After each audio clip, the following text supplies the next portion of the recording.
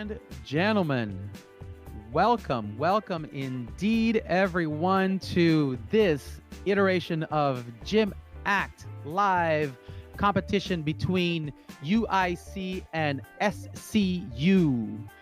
I'm going to speak for just a moment to my cohort there, Mr. Coach Hines. You have two Discord connections. You need to make sure that you mute both of them.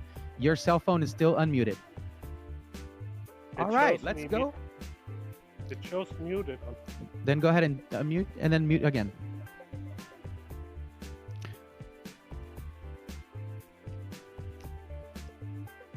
We're good there.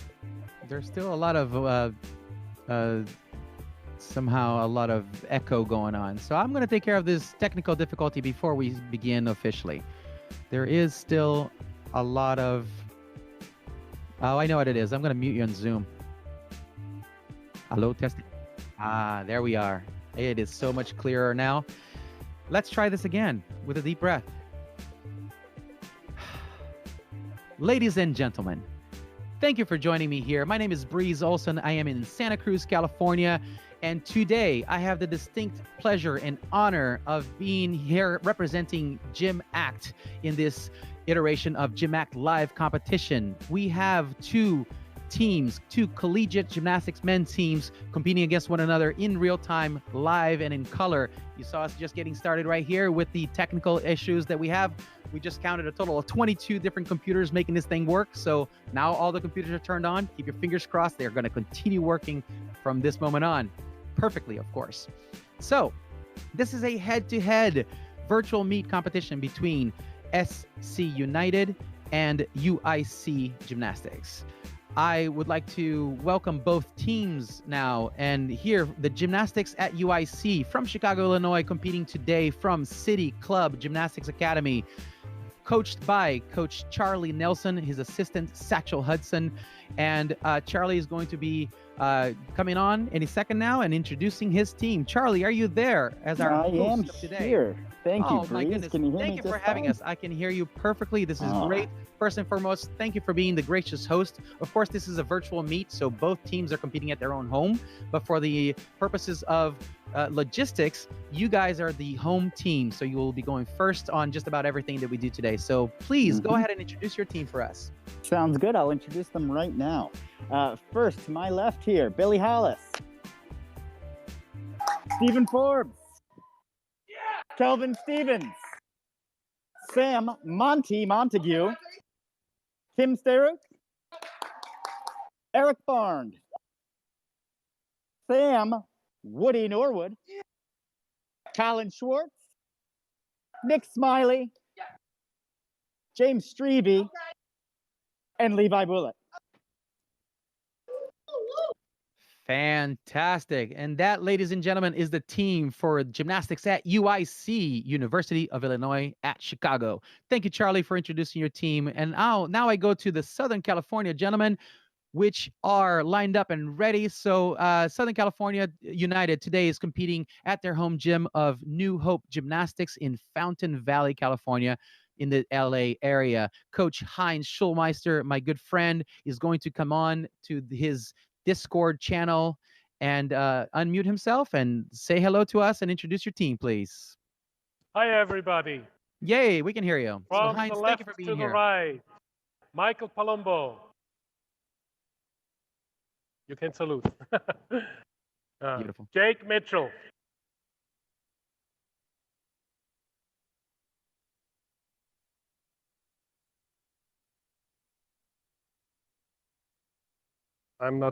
I don't know what. Troy We hear you now. Mendelson. Welcome, Troy. Dimitri Gordillo. Team captain Eli Khatib. Dante Gallardo. Eric Shepard. Sharif Schulze Allen. And William Pierce. Fantastic. Welcome, Southern California United team, coming to us today from New Hope Gymnastics Academy. Thanks, guys, for being here. All right. And I will now play the national anthem for us all. Let's start this officially, shall we? So if you are able to and capable, please do rise, stand, or do whatever you need to do to honor the playing of the Star Spangled Banner.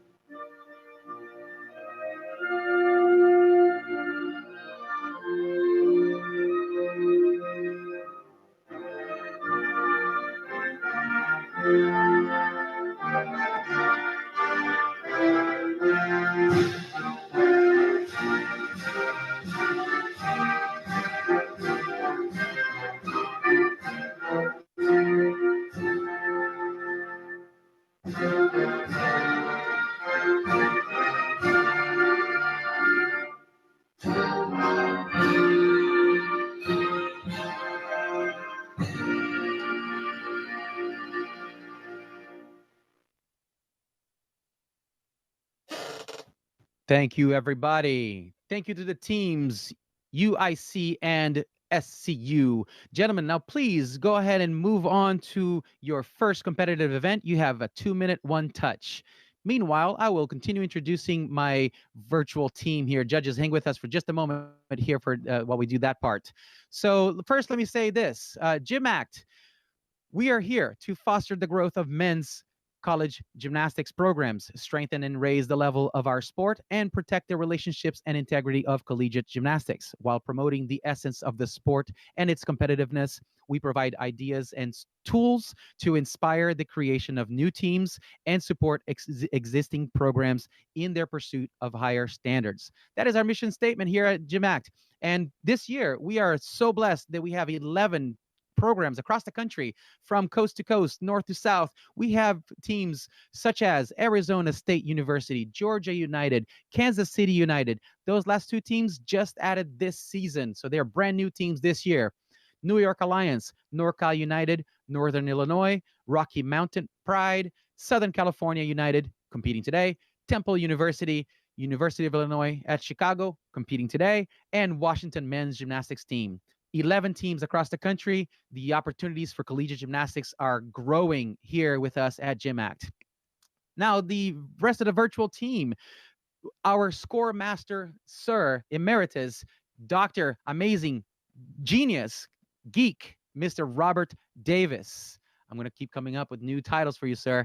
Robert is, of course, in charge of Virtual Stars Gymnastics website and system. So all of the judging protocols that we see being used today for score entry and this fact that you get to see the score showing up in real time at virtualstarsgymnastics.com, it's all his doing. Thank you, Robert, for your hard work and dedication.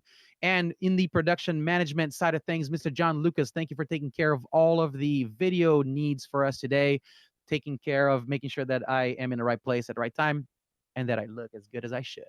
All right. Thank you, John Lucas, for being here and doing everything you do, and also for being my boss at NorCal United. He's the head coach there, in case you didn't know that.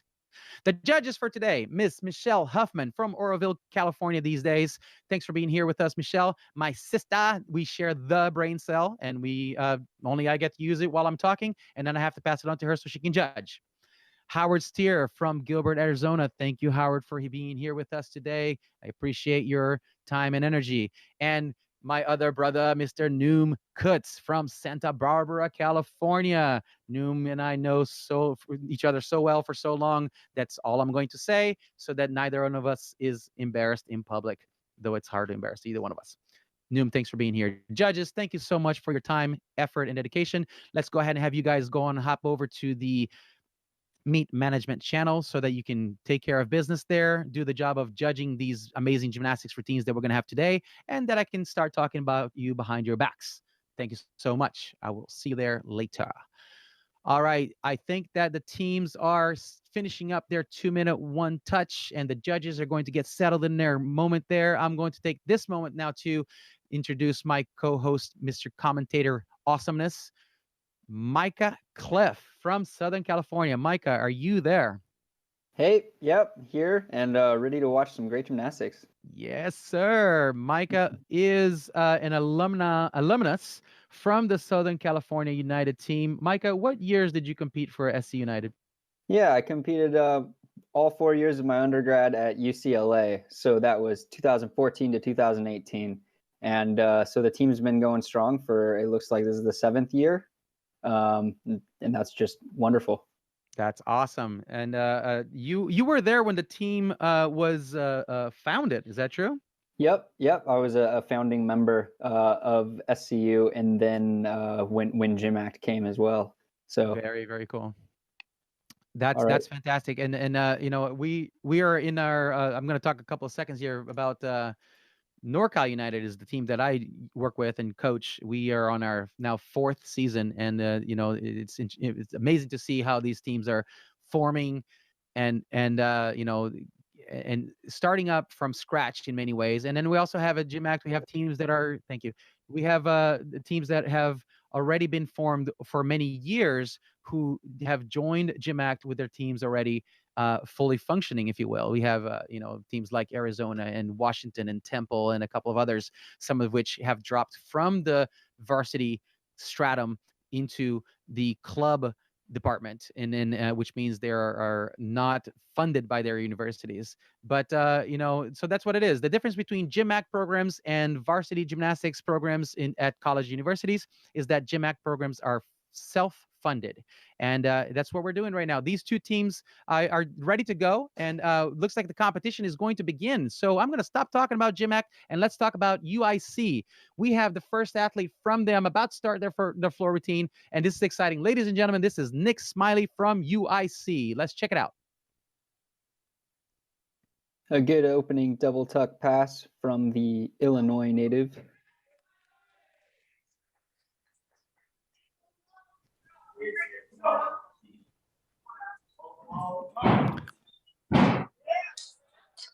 Quite a few twists there. Yeah, he's a twister for sure. UIC is competing today from City Gymnastics Academy and in the Chicago area. I'd like to shout out to City Academy for opening the doors to this college program and allowing them to train and compete. Of course, anytime that the college team is there, they can't have any other classes going on because there's the whole COVID thing going on. So they have to definitely, literally sacrifice time and energy and even sometimes money to allow these guys to train and compete. So thank you, City Academy, for opening your doors to the college programs. Nice, clean side pass. You hear the bell there. That's a 60-second bell. He's got 10 seconds to finish his routine if he doesn't want to get a deduction. And a good stick. Yeah, the second half of that routine was very clean. That was Nick Smiley from gymnastics at UIC. We're going to go right away to the gym of New Hope in Southern California. We have the gymnasts from SCU, from Southern California United right there. And the first one up for SCU is going to be Michael Palumbo. As soon as the judges are done giving out the score for the first athlete, we move on from one set of judges to the other set of judges. So we're waiting for the head judge to give the go-ahead. And, you know, this is how it always works, right? In the real gymnastics competition, the beginning, everyone is got the beginning jitters, right? The both athletes, announcers, and the judges. Yep. And being the first up on an event, as well as the first up in the entire competition, it just amplifies the jitteriness even more. All right. Here goes Mr. Michael Palumbo from SC United. A nice double full start. Now, Michael started gymnastics when he was 16 years old, so he was quite a late bloomer compared to most of the other guys who started at a very young age. And I know he hasn't always been the best twister, but seen some good twisting out of him to begin with today.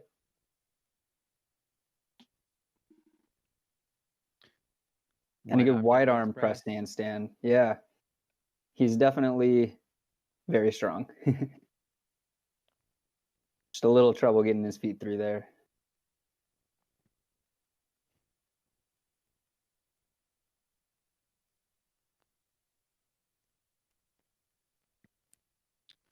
Early in a competition, of course, the nerves start to take hold of you if you don't focus. Look at that. He did a little too far underneath himself on a takeoff and cut short on the landing. A great routine otherwise for Michael Palumbo from SC United. Yeah, it's a real bummer to put your hands down on that final pass when the rest of the routine's going well, but he'll get more opportunities to make up for that, and we've got plenty of other routines to go through for the rest of the team to hopefully pick back up. Yeah, let's talk a little bit about the process of the competition. Is that we're at the time of the season where we have 5 up, 5 counts. So each of these teams is allowed to have as many as 5 athletes competing for the team, and every one of these scores counts towards the team score. So it's crucial that every one of these routines, the first 5 gaps on each event, are that they stay on their feet. Number one, a hit is the number one priority. And we're going to go right now to UIC team for the second guy up, Mr. Sam Norwood from Montgomery, Alabama. Good luck, Sam.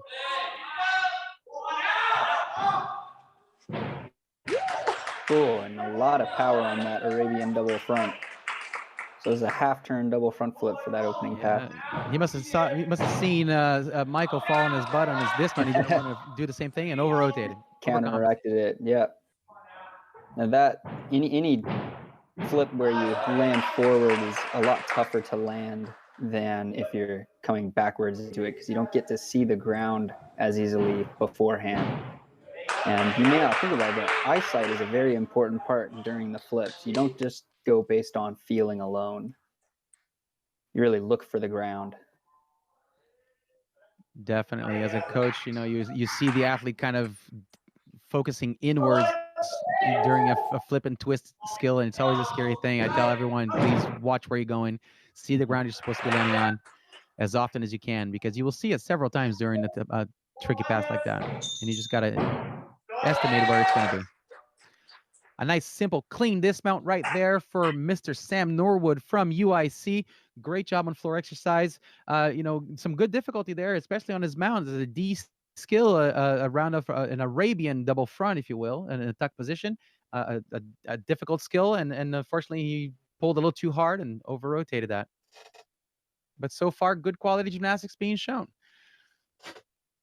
First couple of scores are coming in for us, and if you're joining us on YouTube, then you are able to see and hear us. And sometimes John is putting up the scoreboard there for you, so you can see the total team scores. And if you are on Virtual Stars Gymnastics, you can scroll down and see all the scores being presented in real time. And we're going to go right over now to the SCU athlete in New Hope in Southern California, Dimitri Gordillo.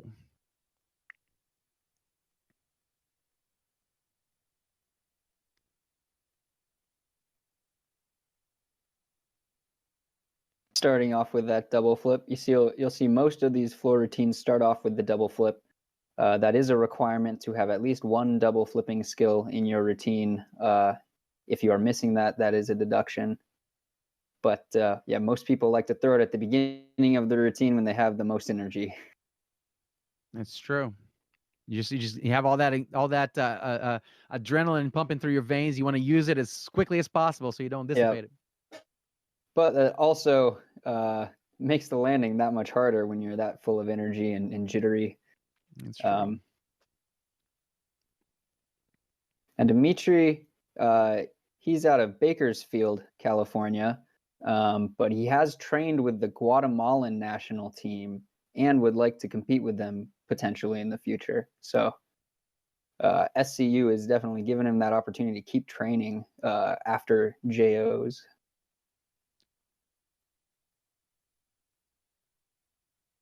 On a solid 2.5. Really done. So that's a D skill, which gives him full dismount credit. That's right. So these guys, we're always looking for those stuck landings on their dismounts because you do have the possibility, the opportunity of a bonus 1/10 point there. So if you see it on a virtual Stars Gymnastics site, Sam Norwood, who stuck his dismount, he gets that stick dismount credit and bonus points. So you see the flag there. If your screen resolution is wide enough, you'll see the column for the stick bonus show up. And looks like we're moving right along to UIC, Stephen Forbes. Another Illinois native. A lot of power, just like you said. A double back to start the routine. Beautifully done. Stuck landing. Good. Yeah. And a good connection there. 1.5 to front tuck. Double full. Showing all the aspects of tumbling with the high flying acrobatics, the connection bouncers, and also a nice twisting pass. And there's that front full, and a front full is easier to land, I think, than a double front flip. You do get to see the ground as you're twisting, which helps out.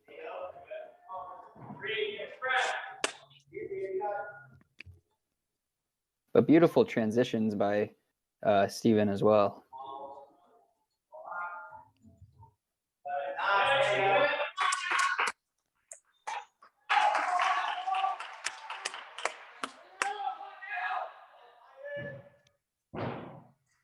And there's another stuck layout from UIC.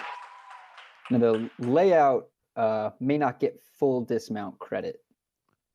So the stick might not get you the bonus 10th, but you don't get any deductions. So there's a trade-off there. And you do get those the ego points and also the enthusiasm of your teammates, because as soon as you stick that landing and you pump your fists hard and your whole team's out there behind you celebrating with you, that right there is worth perhaps a lot more than a 1/10 bonus that you would have gotten if you did a double full and possibly took a step out of it. So I agree. This is in a team perspective, it is certainly more beneficial. So great job, Stephen. Moving right along to SCU, Mr. Troy Mendelson.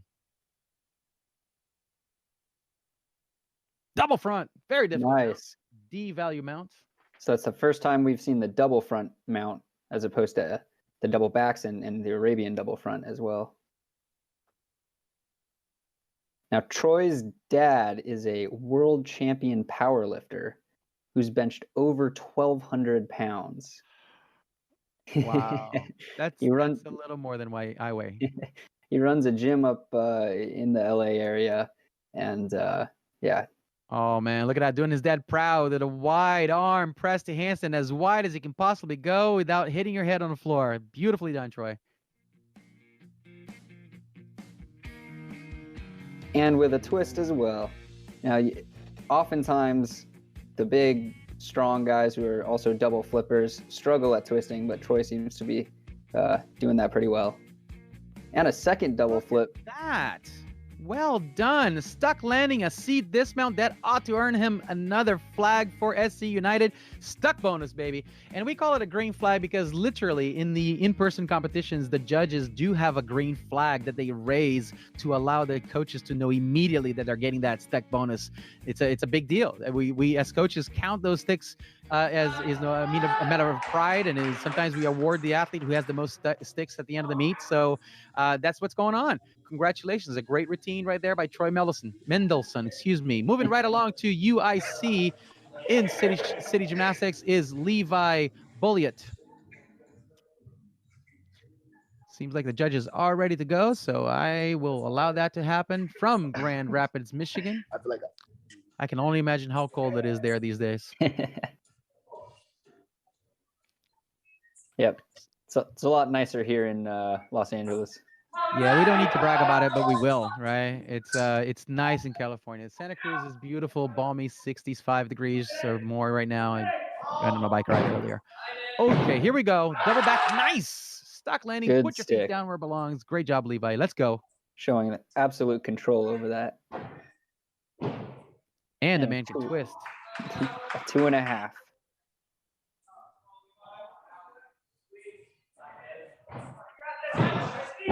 1.5 with a combo into a front full. Very controlled, and you can see him spot the ground the entire time during that connection. Ooh, and that's one of my favorite transitions there. That's a right. a back flip to your stomach. Yeah, it is called an endo, and you do have to go up high enough to make it look like a back flip, not a bad back handspring to prone fall. And that was a good one right there. Good job. See how he finishes his routine. He's got a lot of flips and twists already happening.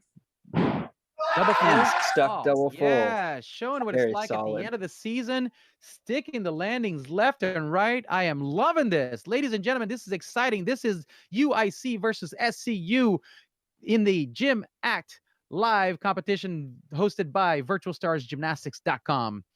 Moving right along, now we go to the SC United team competing from New Hope Gymnastics. Next is Mr. Jake Mitchell.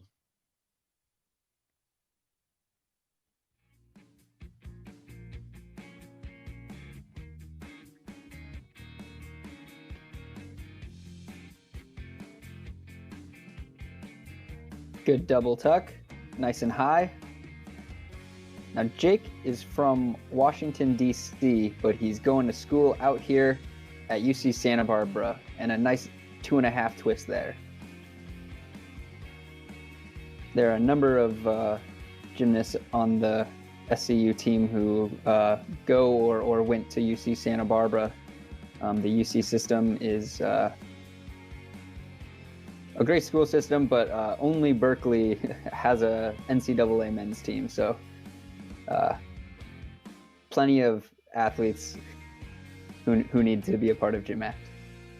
Shout out to Heinz Schulmeister for spearheading this Southern California United team. So as you can imagine, he's got athletes coming from all over the place in SoCal, and you know, and here in NorCal for John and I for getting going with the NorCal. It's sort of the same system. A great job right there by Jake Mitchell, sticking his double full at the end. And just finishing up here, Heinz, his geographic location goes as wide as Santa Barbara all the way down to San Diego. He's got guys driving to come together for the team, and they're competing together. They're training together as often as they can. New Hope is sort of a centralized location for that geography there, so it's a good thing that they have a home to train in. But it's still a lot of logistics has to happen for these guys to be able to come together as a team. Exactly, yeah. And when you say home gym, you know, pretty much the whole gymnastics community in Southern California acts as a home gym. A number of different gyms that they'll take turns training at these different places or meeting up at these different places. In San Diego, Champions Gymnastics is one such location. They've got a big SCU banner in the back, which is nice. That's my home gym. So whenever I go home, good to see that. Yeah. And do you still work out a little bit? I haven't I haven't gone into gyms during the pandemic, but I certainly will afterwards. I've been constraining myself to go into the park and tumbling on the grass. Yeah. The floors are a lot nicer. There. Yeah. Yeah. So yeah, it's amazing how the whole year has been such a turmoil for all gymnastics communities around the world, really. You know, and for those of us here in California specifically, I can attest to this, is where it's been really difficult. Not only are the state rules for contact or no contact, you know, are so stringent here. It's also based on counties. So sometimes, even though the state might allow for gymnastics gyms to be open at a certain capacity, you know, the county will not allow it. So there's a lot of places that have been the gyms have been closed all throughout this entire endeavor, and just recently reopened, or in some that are still closed. Yeah, it's really unfortunate. There are some gyms who are closing for good, like LA School of Gymnastics is one of them. And even outside of gymnastics, there you know, just like free running and trampoline gyms that are closing. And so seeing how they recover, you know, hopefully things recover well, but it's definitely disappointing. Oh, yeah. Well, ladies and gentlemen, it looks like we're ready to go with the next athlete on the floor exercise from UIC, Sam Montague.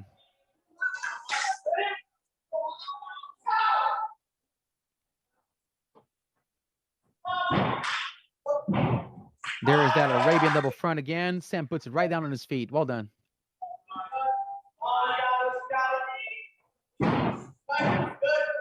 And that's the first time we've seen a front full into something else combo, I think. Very nice. 2.5 twist. Forward landings, or the blind landings, as we say, is where the value of the skill gets raised as you're twisting. Every time you add that half turn that goes forward. Oh, a beautiful connection. That is one of my favorite skills. You call it a 1 1/4 flip.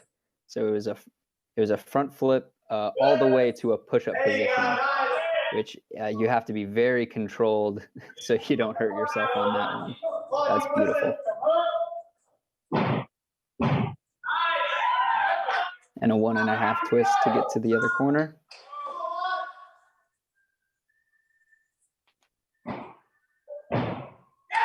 Nice stuck double full dismount. It is. These guys are fighting hard for every single 10th. Of course, floor is the hardest event as far as landings go because you have so many of them, and every time you have that opportunity of losing points if you do anything less than perfect. So in the gymnastics world, of course, you gain points by the difficulty of the skills that you're doing, and then if they're less than perfect, you start to get deductions and you start losing points. So there's the trade-off where if you start to do a routine that's too difficult for your own good, you may make so many mistakes that extra points of the difficulty may not be worth it. So, but this is getting late in the season, and these guys are putting it out there, difficulty and great execution. So moving right along for the last athlete on a floor exercise from SC United, Mr. William Pierce. Beautiful. Nice double tuck. And Will is also out of UC Santa Barbara. Good 1.5 connection there. Shout out NorCal boy. Where he comes from, let's not forget. From San Francisco, and he's got a pommel horse in his backyard there. Yeah, we've been in conversation because while he's home, just like you said, you can't go to your home gym, but he has asked if he can come and join us to the workout, and I said, of course, it'll be exciting to have someone join and come in because we do have the space and the time for it. So I think this next coming weekend we're going to have a workout. Will's going to be joining our boys team for one day. Yeah, that's a good point. Just about camaraderie between teams. We all know we're in this together for the whole sport. There's no room for any petty squabbles. No, there certainly aren't any. Look at that! Wow, and a good stick there. Landing double full. Awesome. Will is just such an elegant athlete. He's got beautiful style. He shows off that he's got a nice posture, and tumbling is powerful, and stuck landing. If I'm not mistaken, I think he stuck every single one of his landings there. So that was an awesome routine by William Pierce, originally from San Francisco. NorCal boy. Hashtag go NorCal. Whole team went and congratulated him after that. He does have his vaccination card, so look at that. As far as deductions goes, it got a 0.6 in deductions in the entire routine. We always say that the 2-point mark, if you're under 2 points of execution deductions, you are having a great routine on floor exercise. And Will pulls off less than 1 point, showing how perfect his gymnastics is. So he's got that great, almost perfect balance between the difficulty and execution. That worked out great for him, and what a great way to finish the first event for the SC United team.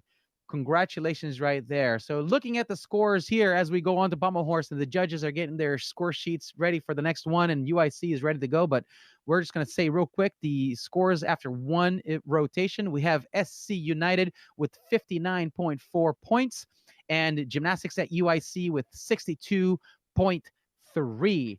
Very close there on a floor exercise where there's so much rooms for deductions to happen. These guys actually stayed pretty close in with one team with another. And also stuck landings, you can see how much they're fighting for this. They want it badly enough, and SC United stuck 2 of their dismounts. Well, actually they stuck more, but they only got 2 stuck dismount points, bonus points, and Gymnastics at UIC with 3 stuck landings on a floor exercise. So that is a great start for this meet. Super exciting. Going on to UIC on Pommel Horse, now we have Mr. Billy Hollis from St. Louis. Another shout out for the judges here judging with us today on the pommel horse. We have Michelle Huffman, Howard Steer, and Noob Kutz. These guys are amazing, all nationally certified brevet judges, and these guys are rocking it there with the scores going fast. And, you know, especially because these gymnasts are looking so good today, they're not giving the judges a hard time at all. I love this. Look at that. Finishing Stayed on the routine, whole start to time. finish. Billy Hollis with a hit on pommel horse for UIC, 1 for 1. Beautifully done. You can see his teammates are just as excited as he is. That was an awesome, awesome set for Billy. Well yeah, get done. pumped after that one. Oh yeah, indeed, It's a indeed. good way to start it. Oh Pommel yeah. horse is always the hardest for men. It's sort of like the balance beam of for men. Very easy to fall off mid routine. So yeah, just hitting your routine and not falling is always a good thing. Yeah, so that's the thing, you know, it's the first guy up on every event. You know, we talked about the first guy up for the meet is a big deal, but every event really is. It's you got that first guy, and it's the one who sets the tone for the whole team for that entire rotation. And you want someone who's, you know, gonna hit. You want the most consistent athlete to go on first. You know, sometimes you have sort of the routines going up in difficulty as, you know, you get your better guys going at the end. But, you know, you don't want someone who's shaky on pommel horse on the first guy, and that certainly was not the case. Billy Hollis kicked it into high gear right away there. Great routine and a beautiful, beautiful set. No, since we were talking about scores earlier, the total score is broken down into the D score, which stands for difficulty, and the E score, which stands for execution. So that's where you'll see the D score builds up based on the difficulty of the skills that the gymnast competes, and the E score counts down, and then at the end they're added together. So every deduction happens to the E score based on, you know, missed landings, you fell, bent leg, something like that.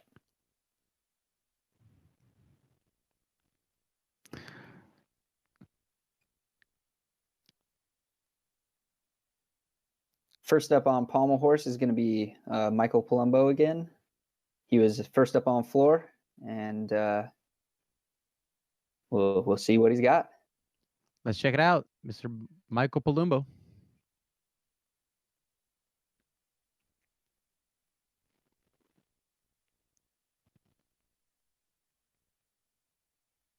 Starting with some fast circles, good rhythm. Getting into that scissor section.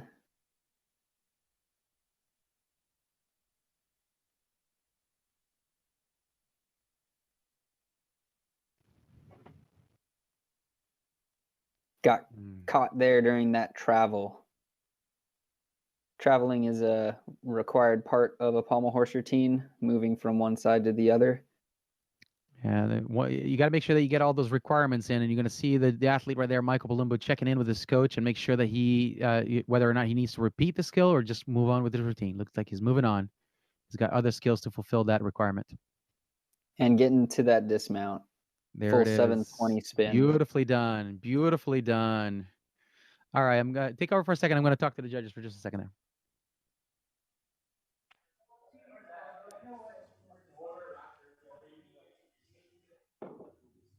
And we'll move back to UIC on pommel horse. We've got Eric Barnd, an Illinois native. And here we go. We're going to begin that routine. Come on, Ray, come on.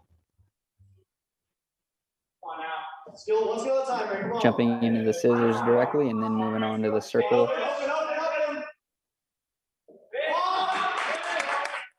Yeah, you're going to start recognizing certain routine structures that are fairly consistent. Some guys start with their scissors, get that out of the way, and then go into their circling skills. Ooh, nicely done there, Tong Fei.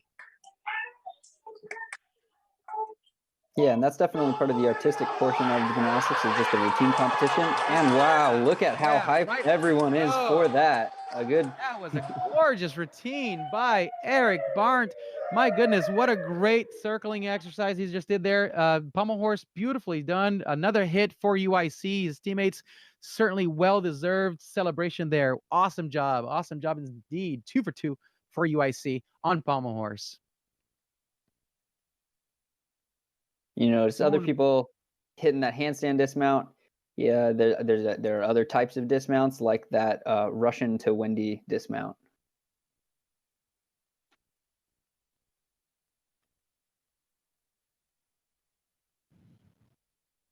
So Eric from UIC just went up, and now Eric from SCU is taking his turn on the pommel horse. Coaches do that on purpose just to confuse us. Eric Sherbert.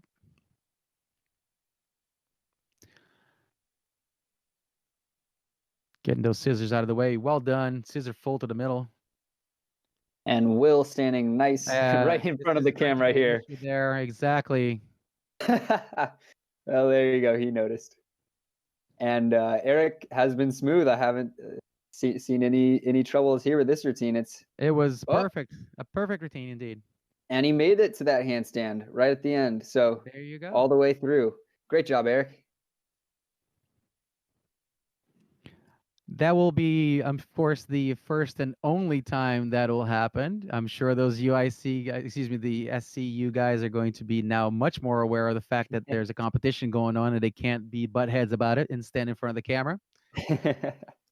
Now, let me just say that that would be the SoCal portion of his training that got him in front of that camera. If he was still in NorCal, that would not have happened. Yeah, I think at that point, any deductions they have to take off Will's routine. Exactly. Yeah, that's exactly how the protocol is going to be. We're just going to keep going with the routines, and when Will gets to his pommel horse routine, we'll just take the points off of him doubled. Exactly. And that's exactly how that's going to go. All right, now let's stop joking for a second here and say, ladies and gentlemen, this is what happens, right? It's the real life, and we deal with the problems as they come up. So I will talk through really quickly how the protocol of the meet goes. And you see that camera right there? That is the backup camera. So you are seeing right now the actual backup system in action. So what we're going to do is we're going to have the video that was shot in the backup camera is going to be shown right here onto the same camera that we were just watching the meet. And once that goes into focus, which looks out great, check it out. So we will now be, the judges are conferring to make sure that this is okay, that they can see it. And they will play back their routine and make sure that the judges get to see the entire thing from start to finish. So so this is the backup system. All right, it works out pretty well. The part that the judge missed from earlier, he gets to judge now, he and she. And and we move on. So as quickly as this is the in gymnastics for the most part, until you get to the international competitions, video playback is not allowed for judging. What you see is what you get. But now in the world of virtual reality and the virtual competitions, we do have this playback feature available because, like I said earlier, we have 20 some odd computers all turned on at the same time. There are I'm counting my fingers. We have 7 or 8 different locations across the United States where judges, coaches, athletes, commentators, we're all in separate places. So there are so many places where glitches could happen, right? So that was the backup system right there. I got confirmation. The judges are okay with that. They got the score is going in officially. If you're looking at virtualstarsgymnastics.com, the scores are in. And we're going to move right along for UIC team. This is James Streving. All right, James. Tom Fay. Big travel from one side to the other. And that was a Savato, just walking backwards along the pommel horse. James doing his scissors in the middle of the routine. Wanted to get those travel skills out of the way while he has fresh arms.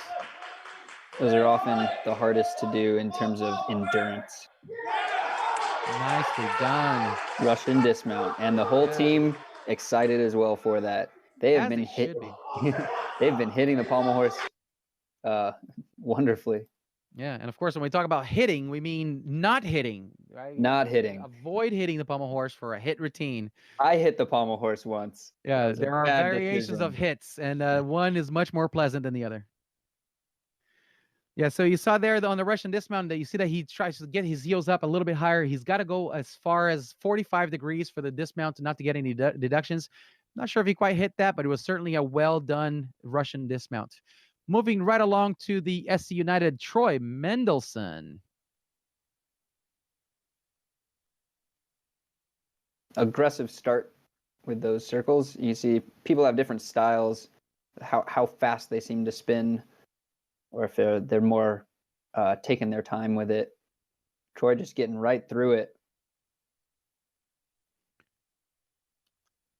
Oh, and that's called a double scissor there, where you do a scissor and also do some weird body twist. Oh, unfortunately, a little too far forward with the shoulders there on that dismount. And what's going to happen now? He's going to confer with his coach, with Hines, of course, and find out whether or not that was given credit by the judges. And it may or may not be a good idea for him to repeat that dismount for credit. It's very difficult there when you get your hands into weird positions, because you not only do you have to press up to handstand, but you have to do it with your hand twisted 180 degrees from what you're used to. Yeah, with that wending or kier element right into the handstand. You just watch his hand right there on that pommel, reverse pommel position, and this time correctly done. Well done, Troy. Full credit on that last one. Definitely. So yeah, on pommel horse, of course, it is a swinging apparatus, right? You are not allowed to use strength. Although Troy, being the beast that he is, he can actually use a lot of his strength to his advantage, right? And he makes it look like he's swinging a lot of times, perhaps when he's actually planching to handstand as quickly as possible. Now, you and I wouldn't be able to do that skill without making it look like we're going up and down and shaking our arms. He just goes right up there and controls it and makes it look like it's part of the deal. As long as you keep moving in one direction, it's all right. That's right. Newton's first law must be followed. Object that stays in motion. Yeah. Yeah. I figured I'd ask the physicist that one. We are moving right along here. These judges are cranking it out quickly. So moving on to UIC, we have Tim Staruk from Michigan.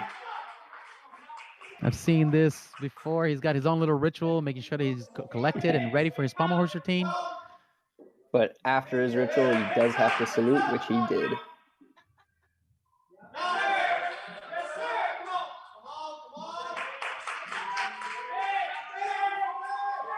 Ooh, and a flared travel. Bonus by flaring the skill, making it so much harder.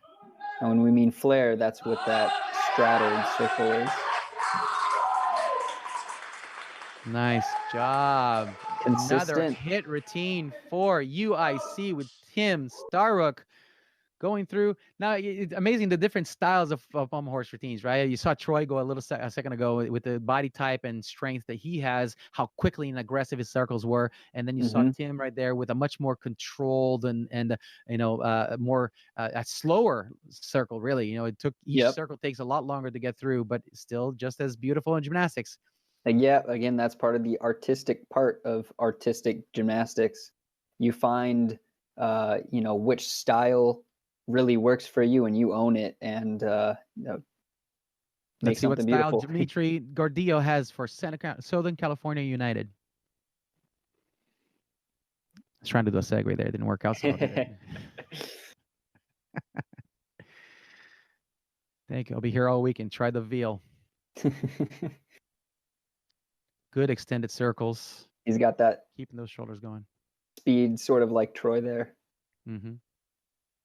Just hit all those requirements and finished it. Wonderful. He's excited about that. Yeah.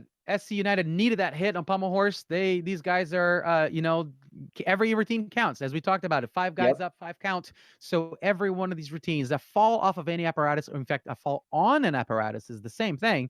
It's 1 point off of the athlete's final score. And, you definitely don't want to rack up any falls if you can help it. So on pommel horse, especially, not only does not falling help you with your score, but it also definitely helps the team morale. Colin Schwartz for UIC on pommel horse. Colin here from Wisconsin on a beautiful double scissor with a travel. Nice extended circles. Ooh, an unusual way of traveling across the horse. I like it.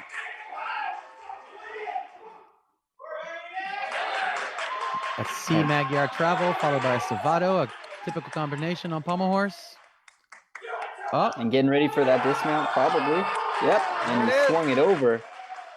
A little low, but he didn't stop. yeah, of course, the Russian dismounts are tricky, especially, the more you spin around, the higher the value will go. And he did 3 Russians in a row there for a C value dismount. That's what it is. Well done. And I'm looking at the YouTube channel. We have a couple of folks commenting there. And before Will goes on his pommel horse routine, which looks like he's ready, but I'm just going to say hello to Joe, Eric, Glitch. We got Jester, and we got Mark. And thank you guys for joining us on YouTube. This is great. If you have any questions, any concerns, complaints, go ahead and submit them in writing, and we'll address them as we go. And we're getting set for William Pierce on pommel horse. Now remember, we're going to deduct from his routine extra for standing in front of the camera. Oh, that's right. That's right. But the fact that he's got his hair nicely tied up, that gives him a bonus point. So that whole thing is nulls itself out. Yeah, we'll see how it goes. Yeah, we. All right, so let's put it up to the guys on YouTube. Do you think we should take points from Will right here on pommel horse for being a butthead? What do you think? Like, share, and subscribe. Right? Yeah, exactly. All right, Will, let's see it. Double scissor travel. Nicely done. Beautiful, smooth coming out of it. And here it goes into some skills. Huge flares.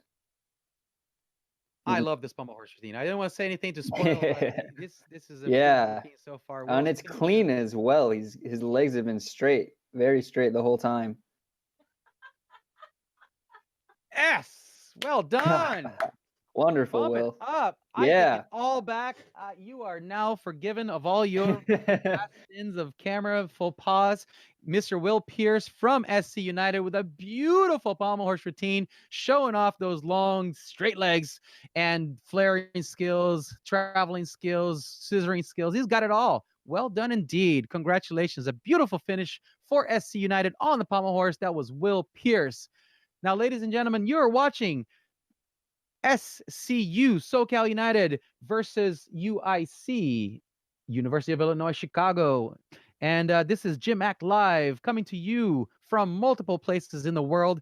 I am Breeze Olson I'm not in Southern California. I was about to say where Micah is. Micah, you're in Southern California. Exactly. Yep. Where are you, sir? Are you under a bunker somewhere? Is it an undisclosed location? What's going on? No, yeah, I'm in the Los Angeles area. I'm not down in Orange County and where New Hope is. Yep, I'm just at home. All right. And let's take a look at these scores here before I talk too much trash about LA, because it's a great place to live. And a great place to talk trash about. Yeah, right. Exactly. So we are going to start rings here in a second. I'm just going to say who it is. This is going to be Billy Hollis from UIC on rings starting us off. But the team scores stand at SC United 116.6 and Gymnastics at UIC at 122.8. UIC pulling out a little bit further there from SC United by just a few points. Still plenty of meat to go around. We're going to see what happens here for the next 4 events. Starting on rings, Mr. Billy Hollis.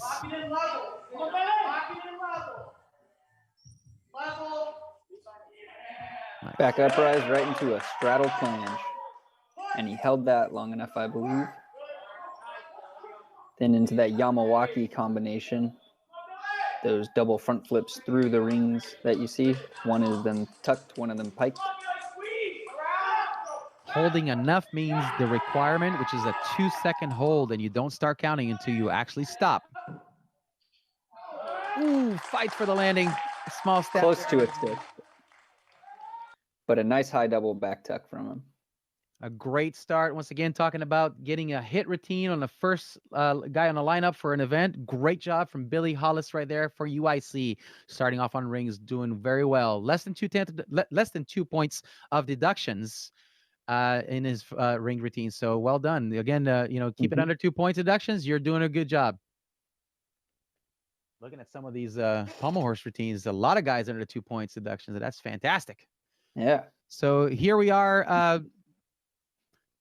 SCU Getting still ready warming for up. SCU. Yeah, it looks like they're still taking their two. They, because we're keeping the same order of teams for every event, the SC United team is always the last one to go on every given event.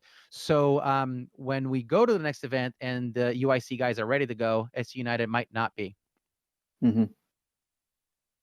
Now Sharif is the first guy up. I think he's just warming up right here, though.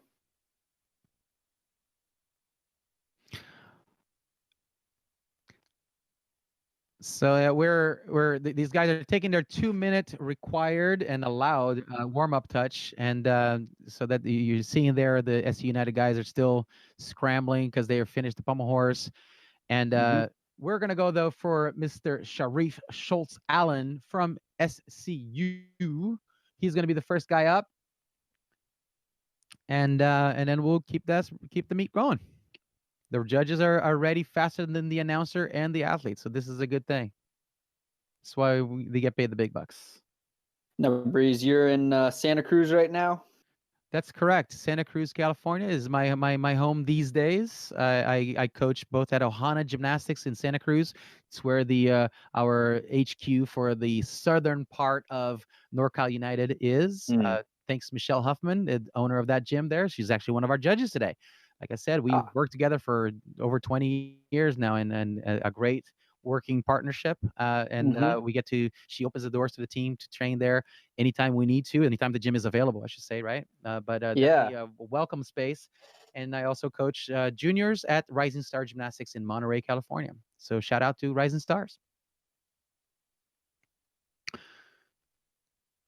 This is what you're talking about, the camaraderie of the teams in gymnastics. Of course, this is, you just heard right there. I coach at 2 different gyms. And for many, many years, we actually had boys teams from both of those teams competing with me at competitions. So that was always fun. Interesting. Yeah.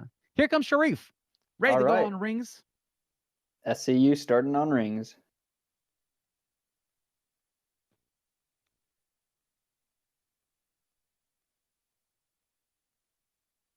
A kip up to that L hold. Now he's going to go for an iron cross. And he held it. Wonderful. Sir. 2 requirements right there, the swing to strength and the static hold. Those are 2 requirements going into the swinging elements now. Oh, another swing to strength. Yeah, there's a front uprise to a kip. Man, he's checking those boxes real quick and doing it well. Now, the last meet, he had a little trouble on the iron cross, so it's great to see, I think just 2 weeks later, a good hold. So improvement over the course of the season. That's what we hope for. He's showing it up there here. Layout with a half and kind of a stuck landing. Now, the judges, of course, are going to have to get a little creative with that. Well, no, that's not true. They have to actually decide, was that a true layout position? Was that a pike position? Was it undetermined? And then value that skill accordingly to what was presented. So there it is. Seems like he had a little trouble with the his foot almost catching the ring. That's a pretty scary thing to think about. It is in your dismount if your feet hit the ring or get caught inside it actually. So that's I think why he went for that tuck, just out of precaution.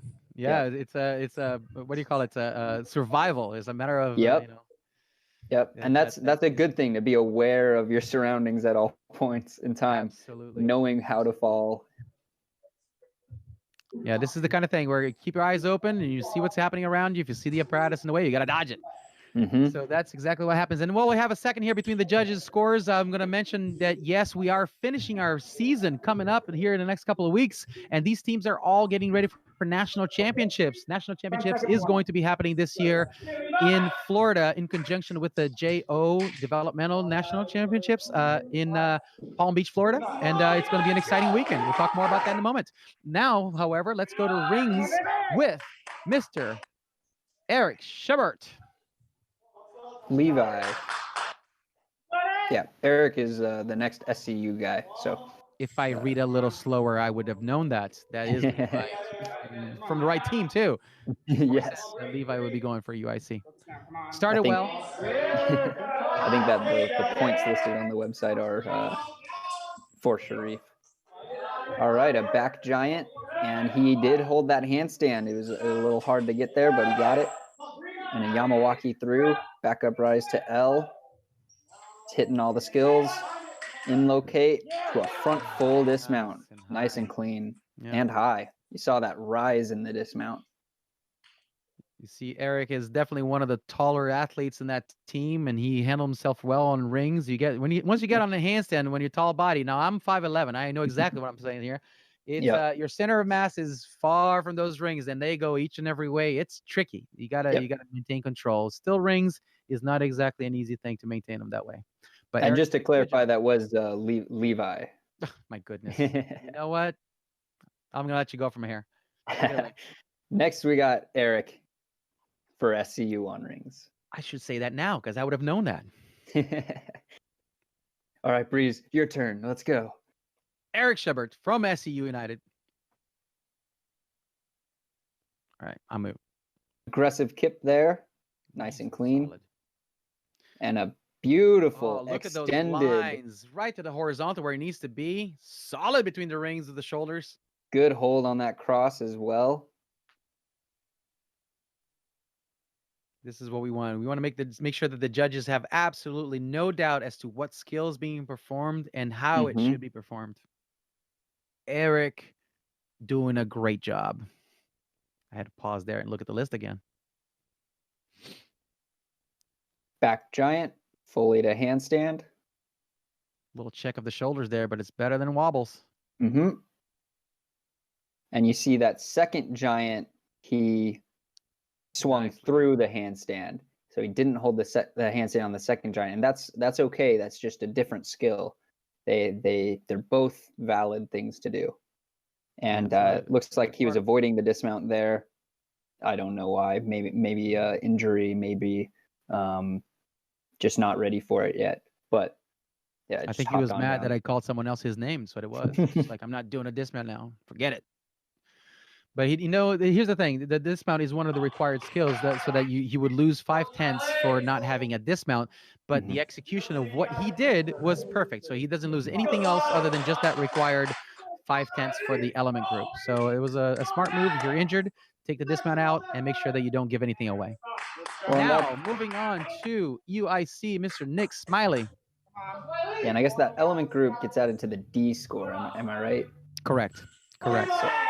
So rather than losing any points for not doing it. Look at that. Ooh, a good V. A very difficult skill, very unique. You don't see too many guys do that for a reason. It's hard.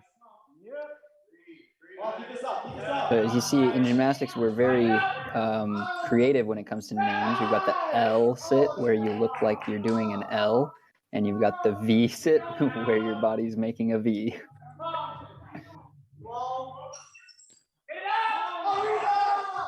And of course, you have the guys that can't quite make the V. They have this sort of sideways check mark. That was my Nike swoosh. The Nike swoosh. Ooh, all right, a double tuck. And he's happy with that one. Yeah, he should be. That was awesome. Well done, Mr. Nick Smiley on rings, showing us that V. It was a front price to V, I believe it was.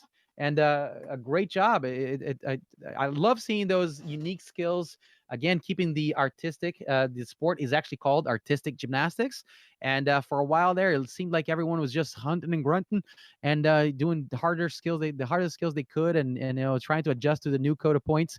But we're now in the 5th year of the same code of points, and these guys have figured out how to do difficult skills and keep them elegant and keep the artistry in the gymnastics alive and well.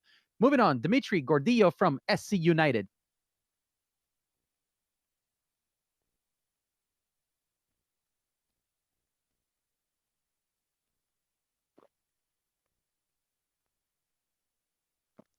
Same kip to L. You see a little bit of a dip of the feet there. You want to make sure, of course, that you finish right on horizontal without any wobbles at all. Hold it together. Definitely gets credit for the skill, but that's where the deductions come up. And they start coming up a little by little, and add up throughout the routine. Front giant there. Great Back job. up to handstand. Nice and solid. Look at that. Followed by the back giant. Both directions show that he can go either way on the giants. That's not too easy. And going through into that double tuck, stuck. Well Nice. done. Good one, Dimitri. Yeah, so he had 3 giants there in that routine. The front giant, and then he had the back giant, and then he had the back giant that just goes through. And that's typically used as a setup for the dismount. So you get a lot of speed going. Just Which he generating power for that dismount. for that high double tuck he did. Yeah, and then the double tuck is a B element, and to go to a C, he's got to add either a half turn or a full twist, and that's the thing where it becomes so much riskier that you do the mental math there, right? How many of these did I try and work out? How many of them did I fall behind? And you decide whether or not to play it safe and stick it, or a small step versus a big fall for a bigger skill. Great job, Dimitri, with the stick. And moving on, San Montague for UIC on rings.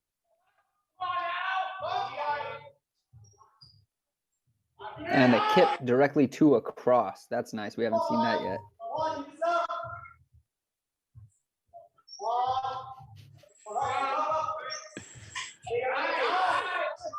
And locate to that Yamawaki sequence.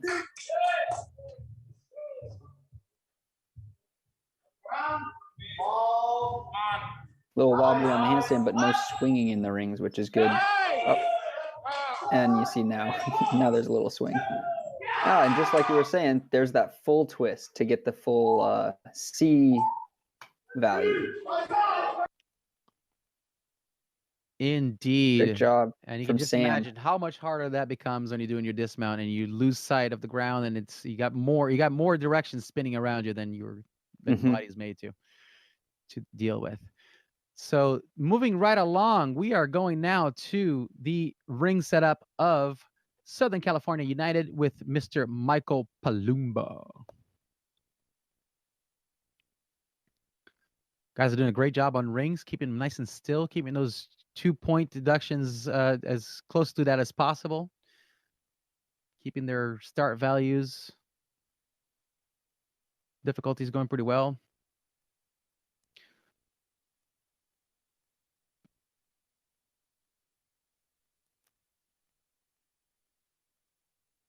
All right, and that was a back giant from swing. Nice going out into that extended straddle planche. As I was saying earlier, Michael is pretty strong.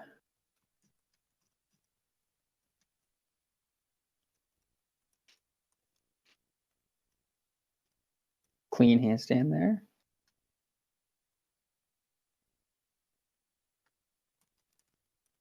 And a back half for the dismount. That's also a B value, which would be the same value as the double tuck that you've seen others do. Yeah, it's a matter of opinion whether or not the layout half is easier or harder than a double back. Of course, it seems like an easier thing because there's less flips going on, but it is a blind landing, and gymnasts is so prone to either stepping forward or backward on that, and it's harder to control. The double back, you do see the ground coming at you, but it does require you to go a little bit higher and have a little bit more control getting into the skill. So there's a certain payoff there, but it's a matter of preference, really, and style. Some people find flipping really, really easy, and some people find twisting really, really easy, and some people find them both pretty hard.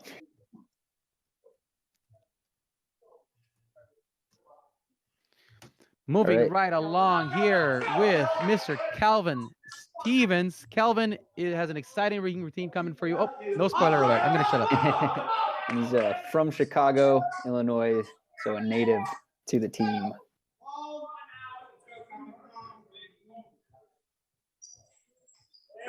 Wow, a full straight body planche down to a Maltese cross. We haven't seen those. Sure that we know the difference between the two. That was beautiful. Yeah. Oh, look at that. Back up rise to a Maltese. An E element, very difficult to perform. The beast, look at him there. He could have stopped on an inverted cross. Ooh, a nice giant handstand. This is a skill that Calvin has trouble sometimes, but not today. And just because he can, why not throw another cross in the routine? You know you would. That's a fourth strength element there that we've seen. Almost done here, almost done here. Squeeze. Come on, you got it. Push it out. Push. Great job so far. Let's see what he's got to do in his dismount. Puts it Double on his tuck. feet. A hit, a huge hit for Kelvin Stevens Wow. Jr. for UIC. Congratulations. A great routine. What a way for this team to finish this great rotation. Fantastic indeed. Fantastic. Wow. All right. That was exciting. Go Flames. Go Flames indeed. Man, oh man, that was exciting. Well, this is going to be a tough act to follow. Mr. William Pierce, my NorCal boy. My SoCal boy. Yeah. You can have him for now. Anyway, so he's going to finish things up here for SC United down in New Hope, and let's see what he's got to show us. I'm sure he heard this. We got speakers going on. We got video going on both gyms from the opposing team, so he's definitely hearing the excitement from the other side. Let's see how he handles that. Front uprise to L. Well done. Comes in a little high and then drops it down slowly with control to the L position. Well done. Back uprise to handstand, also known as a front giant. Yes, indeed. Again, showing some elegance and control, calm. I like how calm and composed he always is in his routines. Look at that. One skill at a time. Taking a breath here. Yep. Yeah. Showing some good swinging skills. That are Yamawaki, a double front, holding onto the rings, called a Yamawaki. A lot of times you see guys doing two in a row where they'll do one pike and one tuck. Yep, we've seen a number of those today. Yeah. And a front 1.5. Now that's the most twisting we've seen on rings. Rings, you don't really see a ton of single flip twisting. But yeah, Will there with that unique 1.5 forward. Yeah, I have not seen one of those in a long time. That right there is a difficult dismount to do. Of course, the twisting dismounts it's a tough thing to do because you want to whip it around enough to get the flip around, but you don't want to flip so fast that you lose control. Will seems to have found that sweet spot of height and flipping action. It's actually quite difficult to not over rotate that twisting off of the rings because you come into it with a good swing, and by the time you let go of the rings, you're almost halfway done with the flip. So you really have to stall that out. Yeah. And ladies and gentlemen, we are at the halfway mark of this competition, and I'm going to spring on Charlie in a second here. That I'm going to let him know that we are. Go ahead and bring him on live on air, and I'll talk to him. So I am going to bring on the coach from UIC, our esteemed host for today. And just as Charlie's getting ready there, I'm just going to announce real quick the current standings for the competition. After 3 events, we have the scores are in second place for the team. It's SC. Oh, you know what? I'm not going to do that because the last score is still being tallied. Is it in? Is it in? All right, here we go. Now that it's in and I refresh my page, we have in second place Team Southern California United with 167.5 points. And in first place, after 3 rotations, the team from Gymnastics at UIC with 180 even points. Looking great. Some great hit routines. And Charlie, are you in there with me? I'm here. Can you hear me? I can hear you beautifully, man, and I can see you looking sharp right there in the vaulting area, getting ready for the next 3 events. Little background. I've got a Yurchenko behind me, right? Natalia Yurchenko, part of the ownership group of this gym that has taken us on and hosts us. So I thought that would work out pretty well. Fantastic. Now, is it a requirement for you guys to train at her gym that at least one of your athletes does the vault named after her? Not yet. But I'd like to have that. Of course, that's a lot of pressure.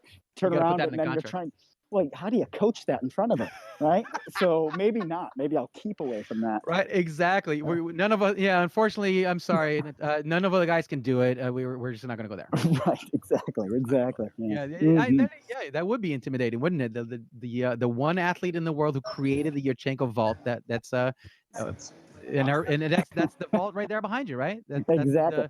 It is. That is part of their graphics here in the gym. We're working on, since we moved in about a year and a half ago. We're working on getting some of our UIC specific things going. But I mean, we're still kind of in that transition from having been part of the athletic department at UIC and now being part of campus recreation. We're happy with how things are going, but you know, just like everybody else, the last year or so has really upended things. Indeed, but luckily for you guys, and good fortune smiled upon you, and you guys were able to find a home to train, and Exactly. it seems to be it's a beautiful gym. I mean, we're seeing this all along today, so I'm glad you guys have a place. Yes, And, near campus, and it's fantastic. We couldn't have landed more softly. That's awesome. Well, Charlie, I had all kinds of questions for you, but here I just want, if you have anything to tell us about your team today, how things are going, how things are going to go, any snippets, what's to come here on Vault, perhaps. Well, Vault, frankly, maybe looks a little bit like a lot of our gymnastics. We don't have the giant start values, but we're looking to score as close to that start value as possible. So we'll have some good vaults, but we're looking at those landings as much as we are the number of twists. And the same thing will go P-bars and high bar. I'm pretty happy with how things have gone so far today, right? 5 for 5 on pommel horse. Sends chills down my spine. And we haven't had that in a long time. Yeah.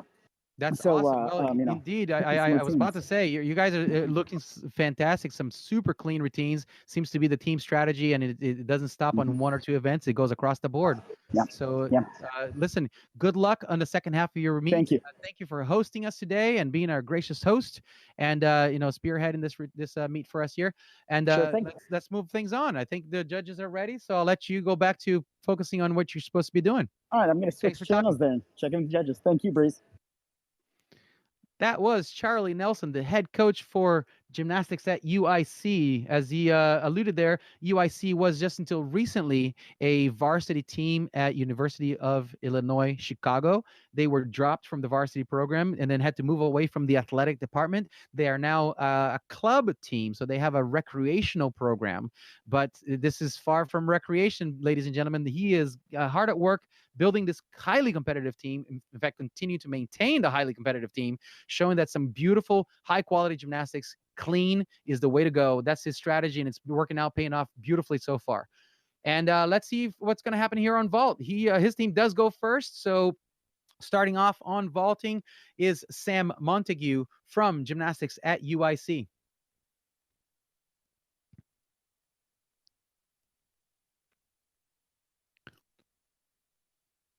Yeah, and that's an interesting point about it being a club team directly related to the school.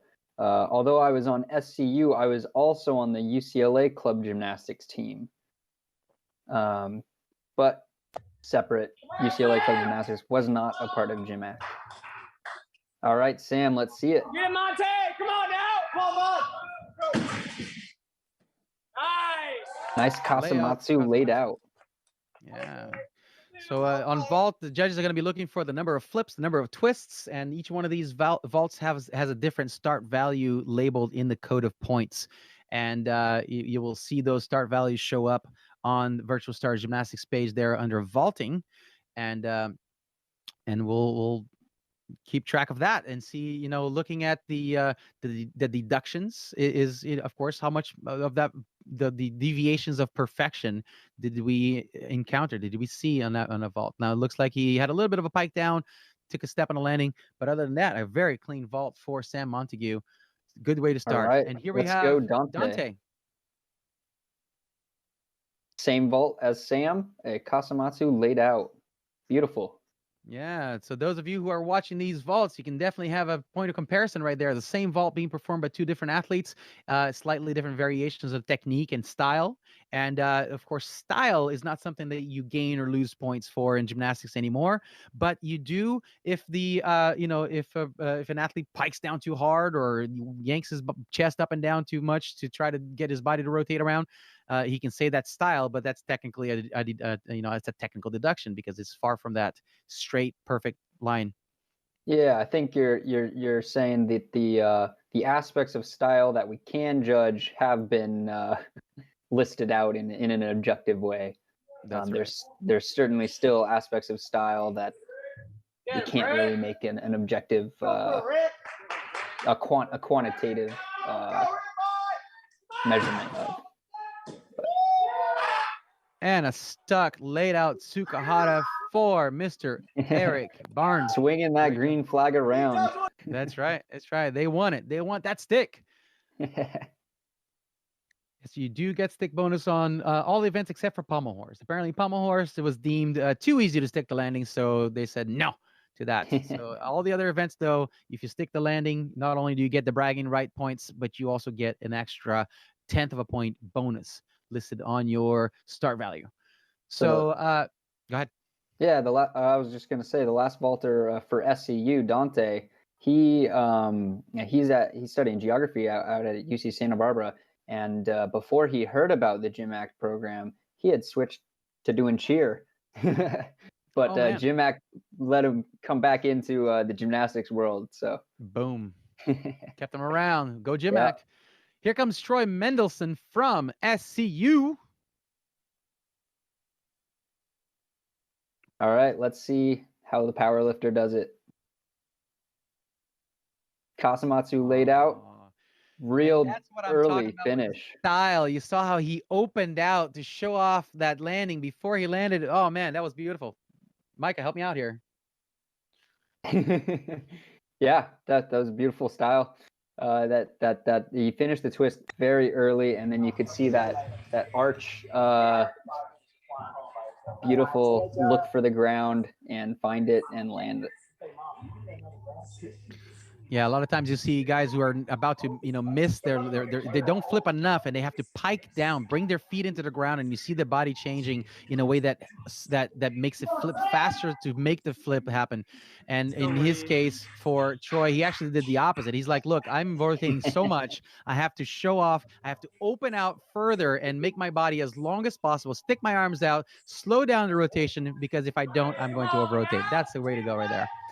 Moving on to Sam Norwood from UIC on the vault.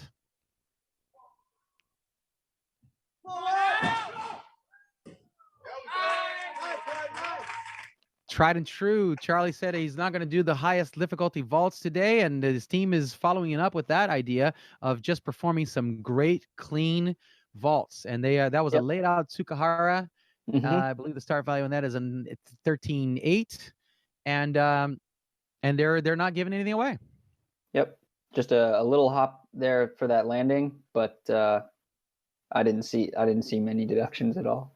Not a whole lot. A little bit of a pike down at the end there. If you're watching YouTube, maybe back it up and play in slow motion, you'll see that he's got to bring his feet down a little bit, but as opposed to Troy's opened up Kasamatsu. Yeah, his chest was fully open. Sam had a much more hollow body, but that can just be part of style. To a degree. Dimitri Gordillo.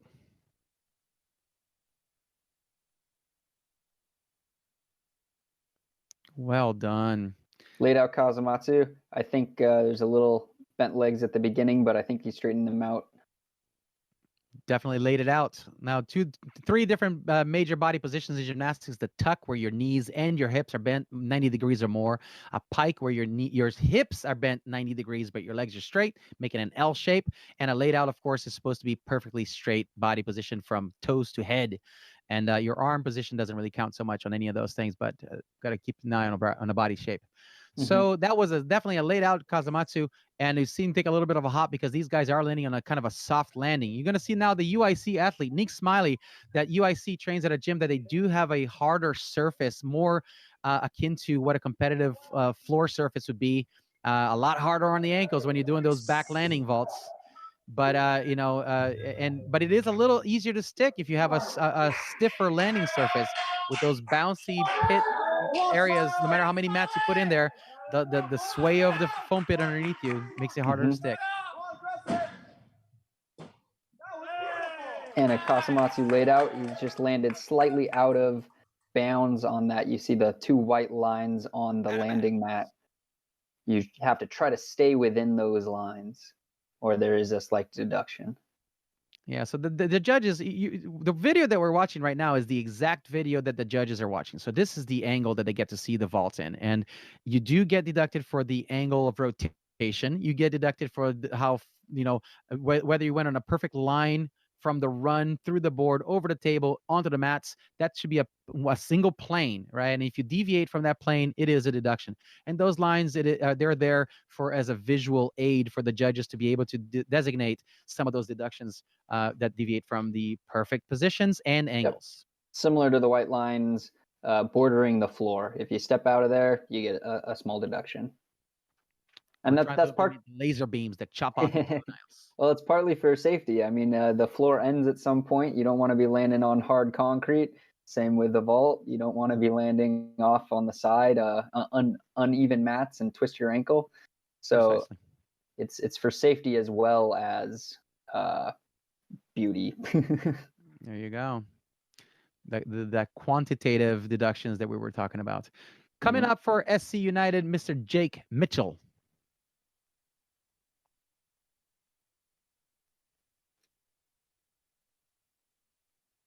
Oh, Souk layout. Stayed on his feet, stayed within the lines, but took a journey backwards.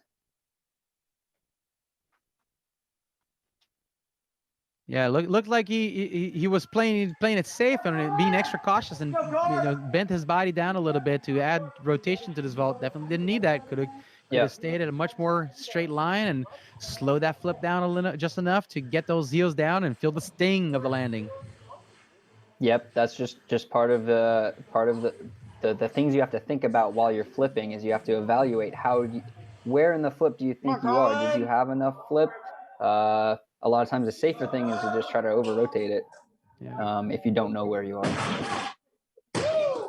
Another laid out Kazamatsu for Colin Schwartz from UIC. Well executed, nice and straight in the air. A little bit of a leg bend, but overall a clean vault. I'm liking these vaults. All these vaults from both teams tonight are looking great. Not a lot of deductions. Looking at the deductions on vault, and all of them, most of them under 1 point of deductions, which means that these guys are performing some clean gymnastics.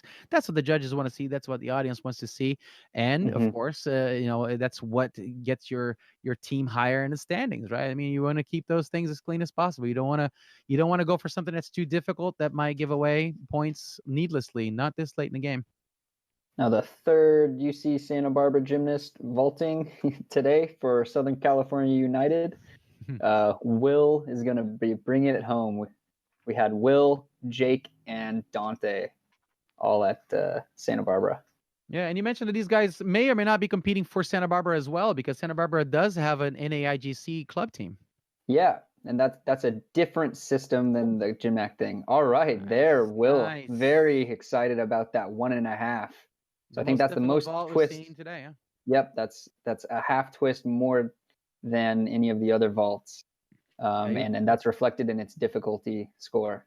Exactly. Those of you who want to take a look at the vaulting start values, you're going to see that Will's start value is going to be higher than everyone else's because of that added half turn we talked about earlier. Puts him on a blind landing position, which raises the value of the vault quite a bit, and it makes it much harder to stick. But he had a small hop at the end there, but overall a great, very clean vault. Will sticking to form throughout every one of his routines today, getting it done clean. Yep.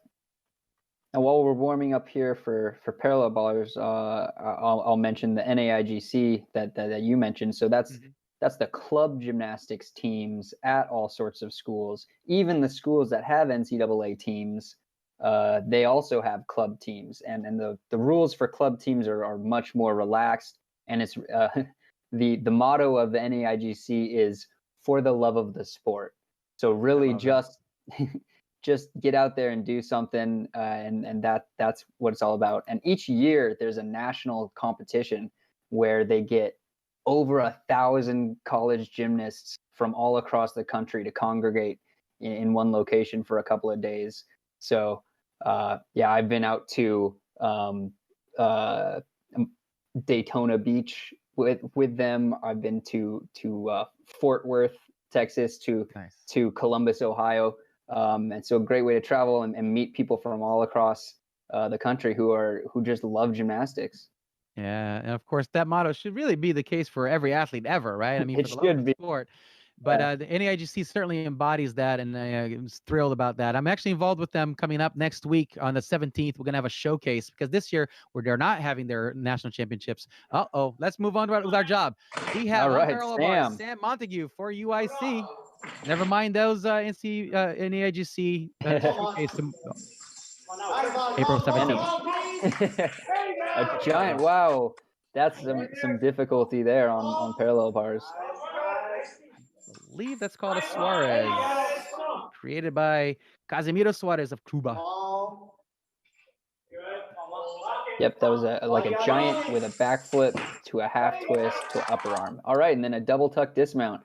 That's a very difficult routine. Nice work. Great job. Once again, UIC hitting when it counts. First guy up, one hit, one routine. Well done.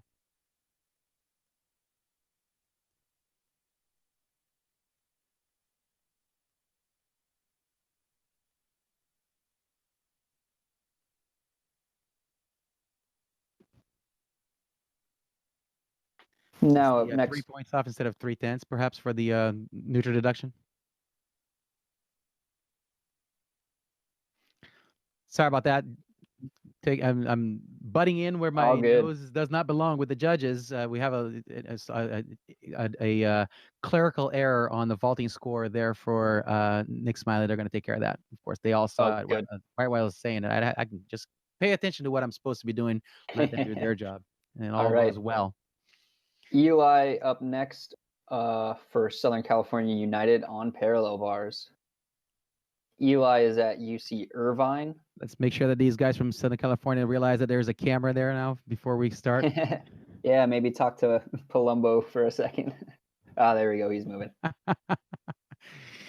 We need some cones. We need some cones at the SCU United team.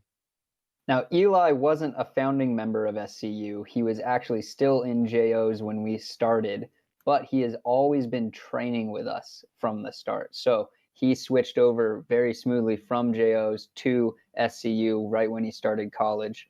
He's been coached by Hines, the SCU head coach, since he was 10 years old. So he's truly a member of this team from the start. Definitely, it's one of those things where every member contributes to the team. And is that Doug?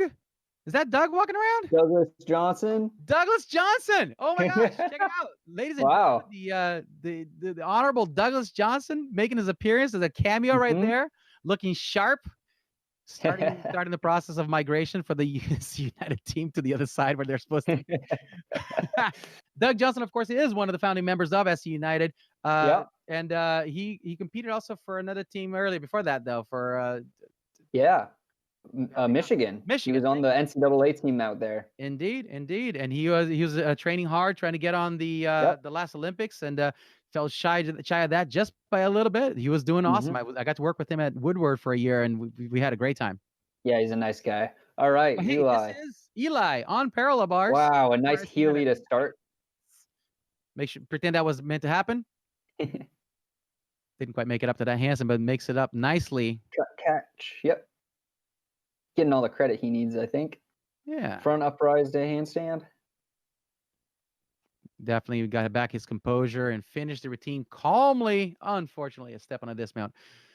Yeah, this is one of those things. P-bar is unforgiving, right? They're an inch and a half wide, and if your hand is not perfectly placed, it's a tricky thing, and a lot of times very painful. So coming out of a Healy with a blind landing, you're reaching behind you and hoping for every God you can believe in that your fingers go in the right spot. And sometimes that swing out of it isn't as strong as you wanted it to be because you were being a little extra cautious. All right, up next we've got Eric Bond for UIC. Let's see what's in stock for this routine. Well, you got it. Kip press handstand. Nice and solid there. And a stutz. Stutz to handstand. Fully to handstand, followed by a front uprise. Little wobble on that handstand there. It's all right. All right, a peach through, and then a cut catch. Staying strong all throughout the routine. And a Layuut fun, half. a fun back half. I think those are very, very fun and weird dismounts. It's similar to doing the back halves off rings, but it just gives you that extra difficulty you need to get some of that dismount credit. Exactly. I was just about to say is that you have to make the dismount hard enough to be able to get credit for it, even if not, even if it's just partial credit for the dismount, which is what the B will give him. Nevertheless, that was well executed, and he stuck the landing, so that was a nice job there by Mr. Eric Barnes. And moving right along now to SC United, Mr. Dimitri Gordillo, who seems to be ready to go. Let's see. And I'll talk real quick about Doug, because I remember Doug's P-bar routine was one of my favorite things in the world to watch. Man, Oh, he yeah. unique style. He started a routine from the side of the bars doing a free hip to handstand, and that was just, it just shot like a cannonball out of a cannon. It was amazing. Yep. And then it was all fun and games after that. Doug was definitely an important member of the team, just in terms of giving us the spirit of togetherness in the team, because, you know, as we're saying, we're from all across Southern California, but having someone with experience being on an NCAA team to help bring us together, and you know, we came up with our chants and that sort of thing. He definitely led the way there. That's great. Yeah. Let's see what Dimitri has to show for his team, his brothers. On parallel bars, Dimitri Gordillo.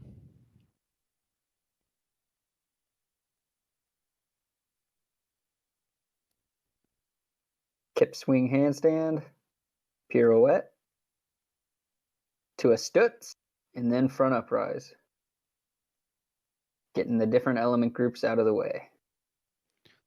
The 4 element groups on the parallel bars are under bar swing, support swing, upper arm swing when you have to go up to your upper brachial support, and then of course the dismount, which he has all of those 4 in there with a double back, nearly stuck dismount. Now I'm just gonna say that P-bar rail was right in the way there, and he stuck that dismount. That was awesome. Going with that, sticking with it. Come on, Nick. Come on, Nick. And now that we have our rhythm here on parallel bars established, we are going right along to the UIC team on parallel bars. Next, we have Mr. Nick Smiley. Come on, Nick.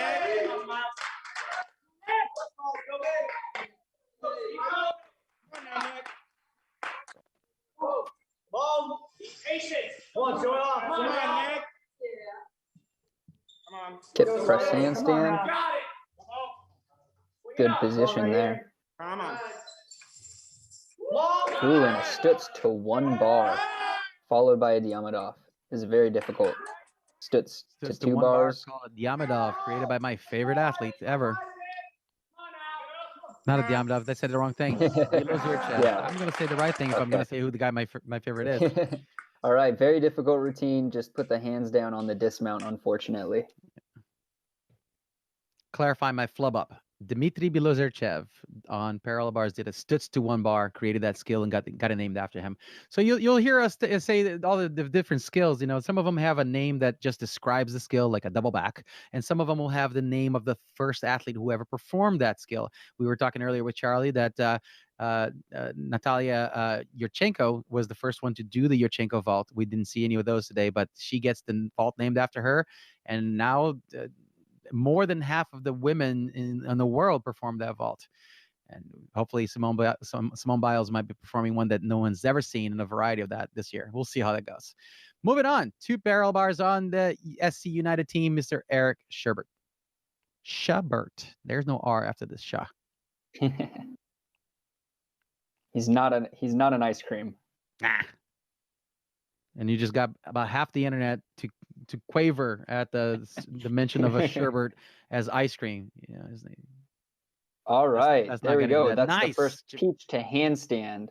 And we say peach because you look like a peach basket when you swing underneath the bar. Is that what it is?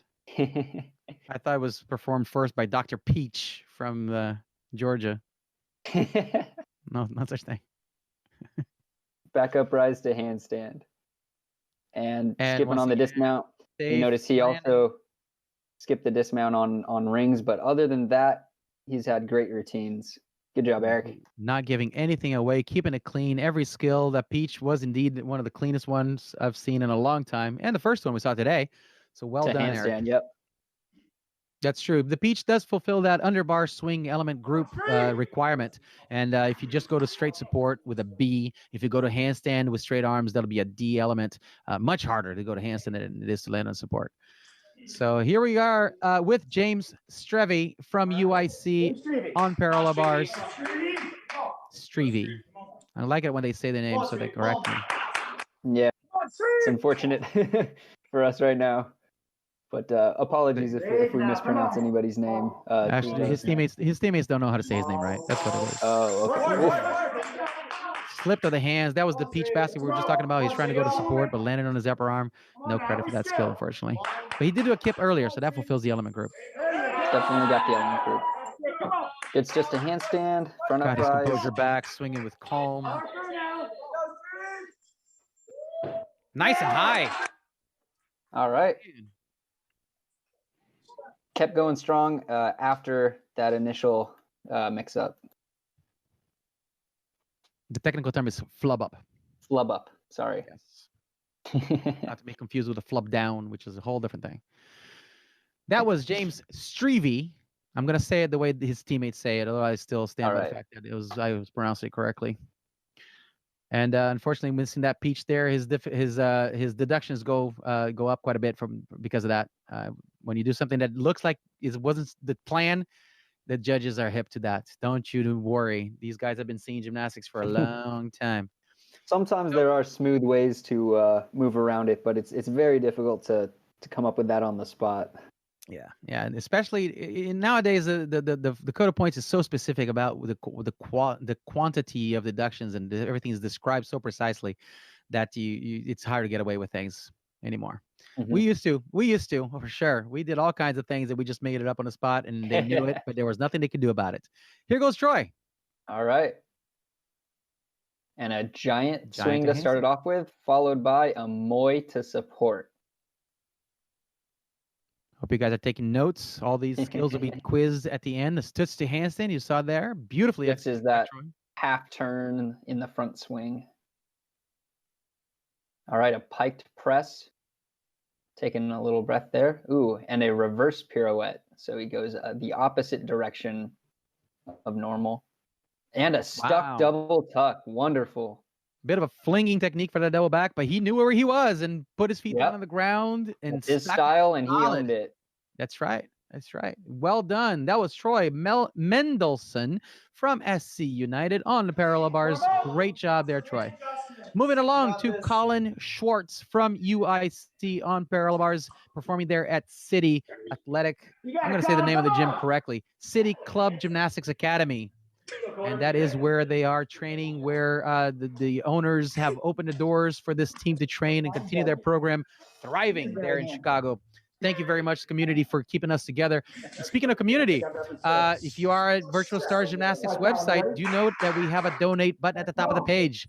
Yes, GymACT is a non-profit, meaning that every single nickel and dime that you donate goes straight into promoting college gymnastics programs like the two that you see here today. Please help us out. We are a nonprofit, and if you can and are willing, we can certainly use the help trying to get our programs to thrive even more than they already are. We have been generating new teams. We are supporting the teams that get dropped from the NCAA programs. And of course, this year, 2 more teams were dropped from the varsity status. And these teams have now the option of maintaining their programs in their universities, somehow affiliated, but they will be unsupported by their schools. So GymACT is here to help them land on their feet, to use the gymnastics metaphor there, and continue their programs to thrive. And Minnesota and Iowa, my heart weeps for you guys losing that status, as my home team of Brigham Young lost ours when I was in school. All right, let's get back to parallel bars here. Colin Schwartz had a little trouble on that stutz to start off with, but he's getting back up now for that front uprise to handstand. Doing that peach to support. Pressing back up to handstand. Come on, Colin. Finish. And getting that beautiful nice spotted half turn. He He did the full layout. He saw the ground, and then he turned and put his feet right where he wanted. That was great dismount. Yeah, this is the kind of thing that I love about watching gymnastics. You know, of course, it's exciting when a great routine happens and the excitement and of a stuck landing and everything.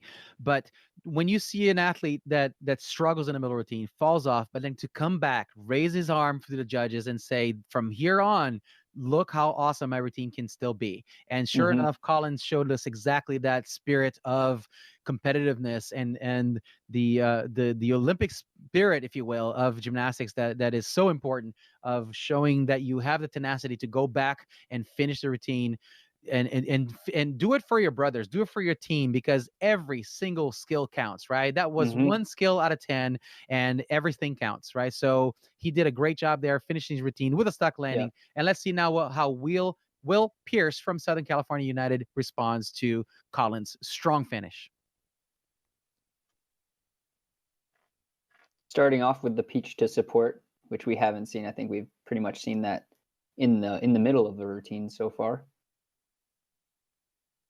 And a stutz to one bar, your favorite. Yep. Followed by a Diamondov and a stutz to 2 bars. And the back toss. So Will is just killing it with these support skills.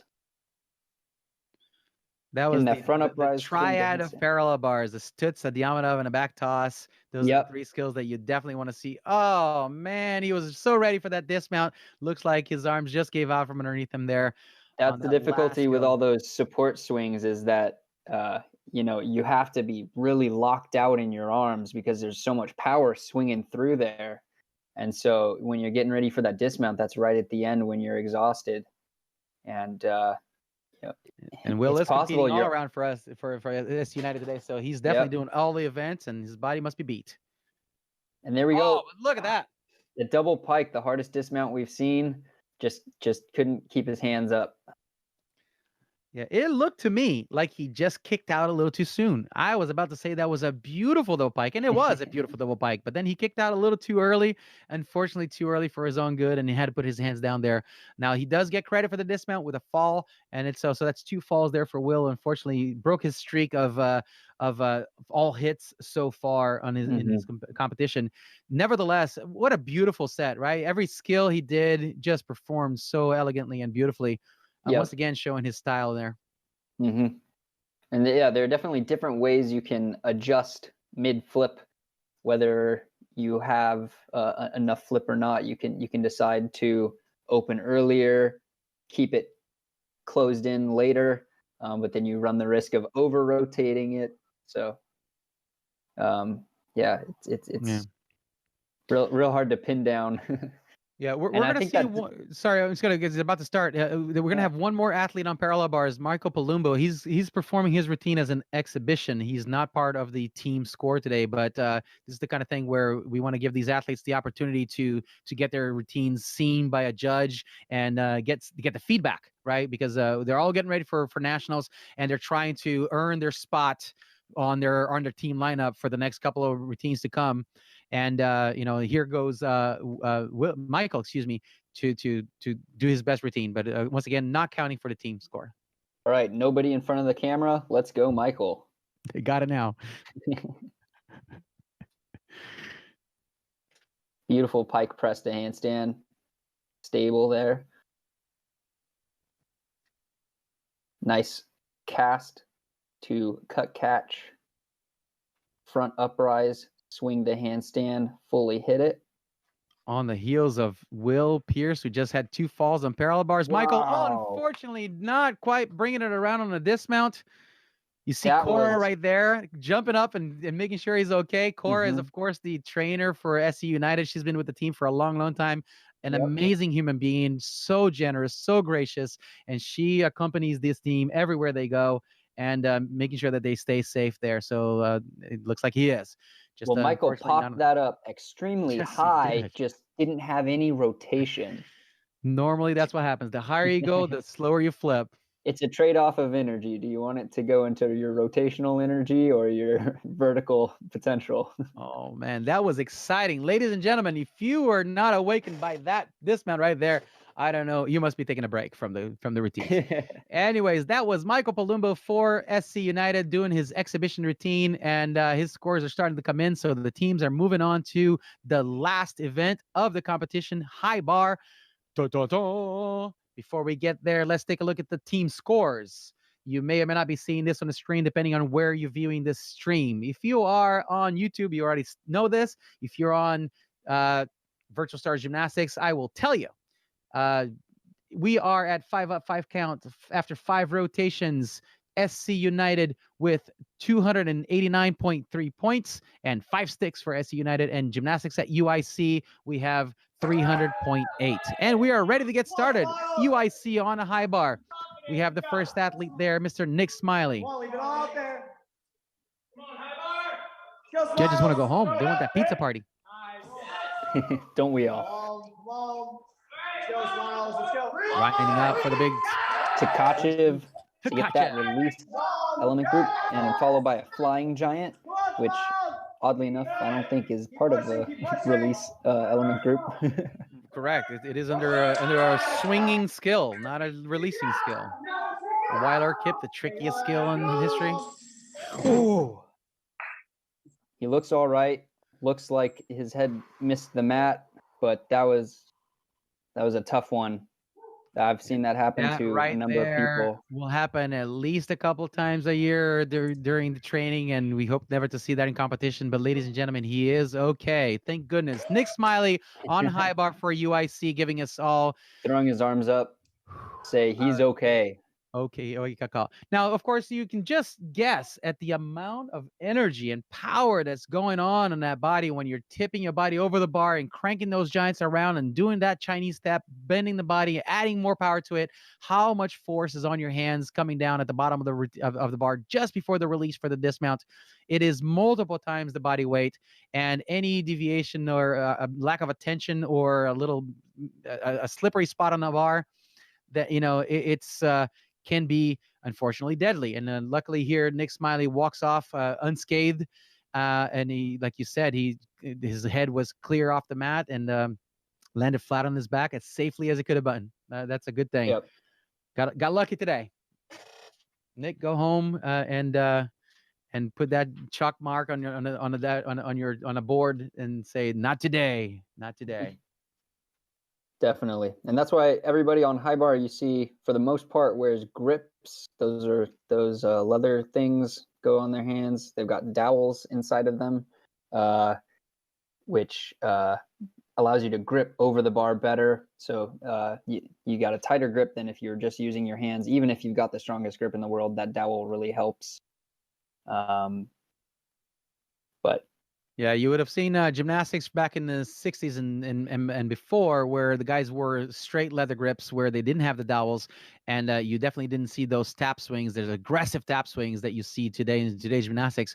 That is one of those advents of the technology of gymnastics that comes through, and it allows for a whole new line of skills to develop based on the equipment available. So yeah, indeed, the sport does evolve around the equipment as well as physical ability and coaching, and into the amazing things that we see today. Going on with Dante Gallardo for Southern California United.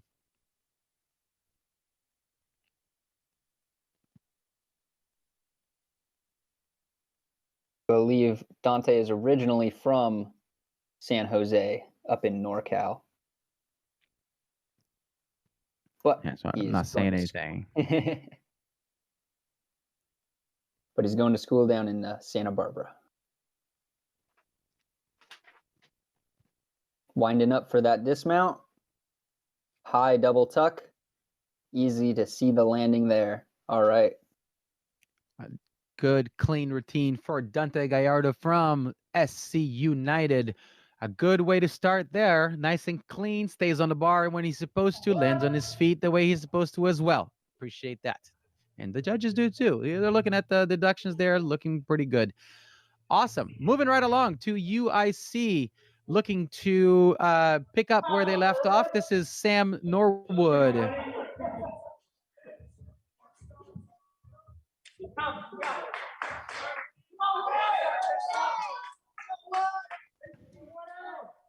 Charlie, give him the salute there. You see, Charlie is listening in to the judges, and so the judges have, of course, this slight, not a delay, just the protocol of letting the coach know that they're ready. All right, an uprise directly into front giants, followed by a pirouette. And now he's swinging through the back giants, getting ready for that Tkachev release right there. Nice catch. A different tapping technique, but ever so effective as well. Mm-hmm. Just part of the style. Goes for a little hop there for the flying giant. Winding up for the dismount. And a full in back out. So a double flip with a 360-degree twist. Nice and stuck. So the full in back out, or a half in half out, or a full out, those are all the same skill as far as the judges are concerned. It is a 2 flips with 1 twist, first performed by Tsukahara, and so he also created the vault that we saw so many times on Vault today, and he was a proliferous athlete. He did all kinds of new things and innovations. And so the Tsukahara, in fact, many other countries will call that dismount just a Tsukahara. They don't care where the twist happens. Women's gymnastics especially likes to refer to it as a Tsukahara. Indeed, indeed. Moving right along, for SC United, we have next on high bar, Mr. Dmitry Gordillo.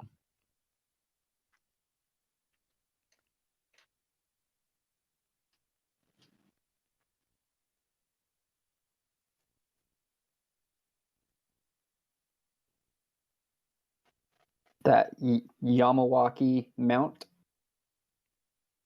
or release, followed by a blind change to get into those front giants with a Healy to mixed grip, and then a pirouette. Now you're back in the back giants.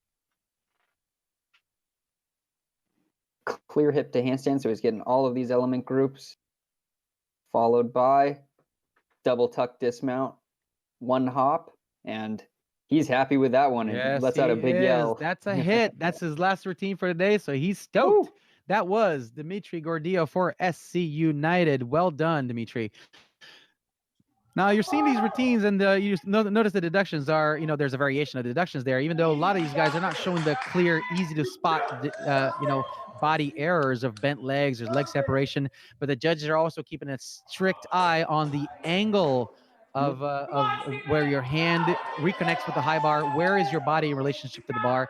For all intents and purposes, keeping things simple, you have to get really close to handstand every time you turn around on a bar. So check it out during this routine here. This is Stephen Forbes. Yep. Every time he's supposed to go to handstand, does he? There's and he got that vault catch there. Excuse me. A little trouble getting over on that kip cast handstand, but he's back into it now. That's a Higgins half turn into the front giants.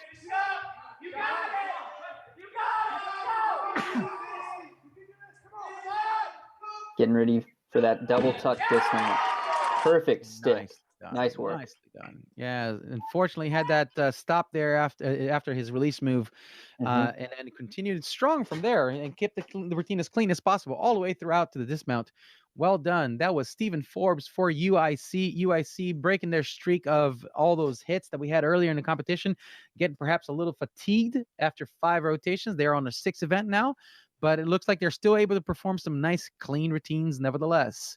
And that's showing off in the lack of deductions that they're getting for their routines. That they're giving away a fall, but nothing less, nothing more, I should say, more or less. Troy Mendelson for SC United.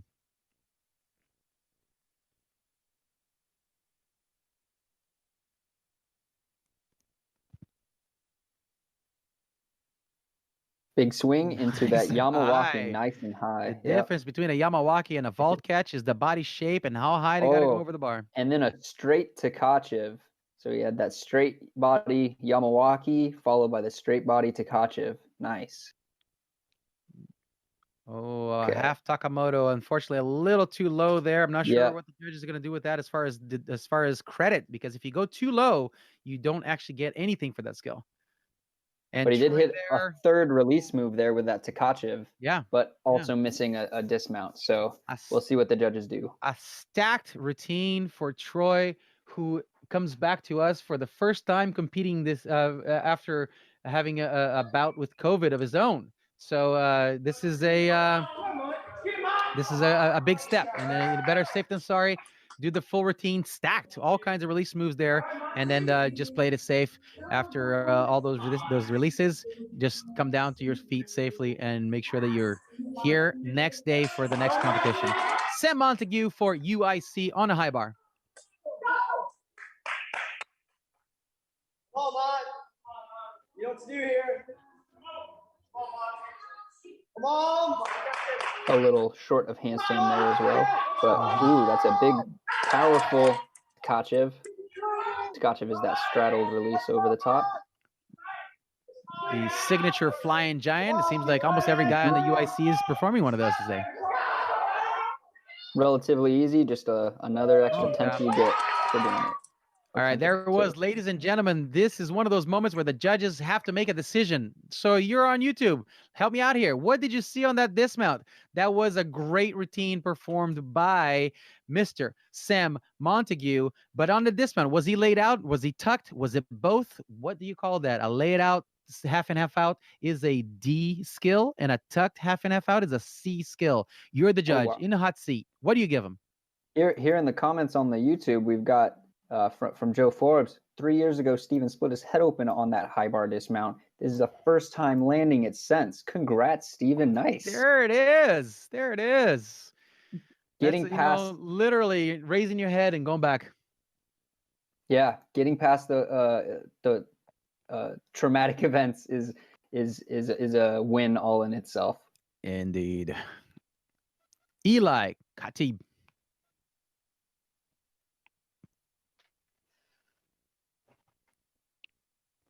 Tkachev just barely missed. That was a fingertips. Cora running up to check if he's all right. Cora, the health trainer, as we mentioned. Yeah, obviously there's a lot of force coming down there, and depending on how you peel, if you land funky, you get that old scorpion on your back, and it's not fun for anybody. We were just talking about the see whether or not he's gonna keep going with his routine here. Oh, it looks like he might be done for the day. Man. All right, that was Eli Khatib for SC United. He's doing a great job there, but it looked like he was a little late on his tap on the Tkachev and didn't quite get his dowel around the bar. And you'll notice in that high bar setup, you've got multiple layers of mats, but right through the bottom, there's one less layer of mats, one fewer mat. And that's so that their feet don't hit the ground when they swing through the bottom. But that seems to be the place where Eli landed. So it's just a harder hit than it could have been. Yeah. Well, there it is. And so moving right along, it looks like both of these teams are struggling a little bit on high bar here today. We are seeing some great gymnastics, but also some as I say, flub up. But, the good thing, Eli was able to walk it off there, and Cora is going to be taking care of him, no doubt. Thank you, Cora, and good luck. Moving on to UIC, Levi Boliot. I'm going to keep trying variations of his last name until I get it. Very high Yamawaki there. Wonderful.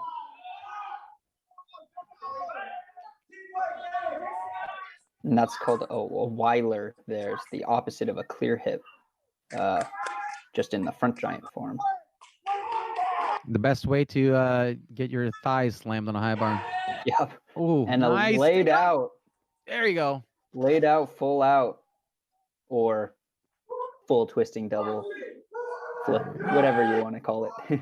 Clearly marking a laid out position, getting full value for that element group, and stayed on his feet. Had to fight for it though. Super happy. There. Whole team looks excited. Yeah, that was the last performance for UIC, finishing with a golden key, as I like to say. And that was a beautiful routine by Levi, keeping the deductions under 1 point. That's awesome. Well done. And the last athlete on the high bar for today's competition, UIC versus SCU, we're going to have Mr. William Pierce.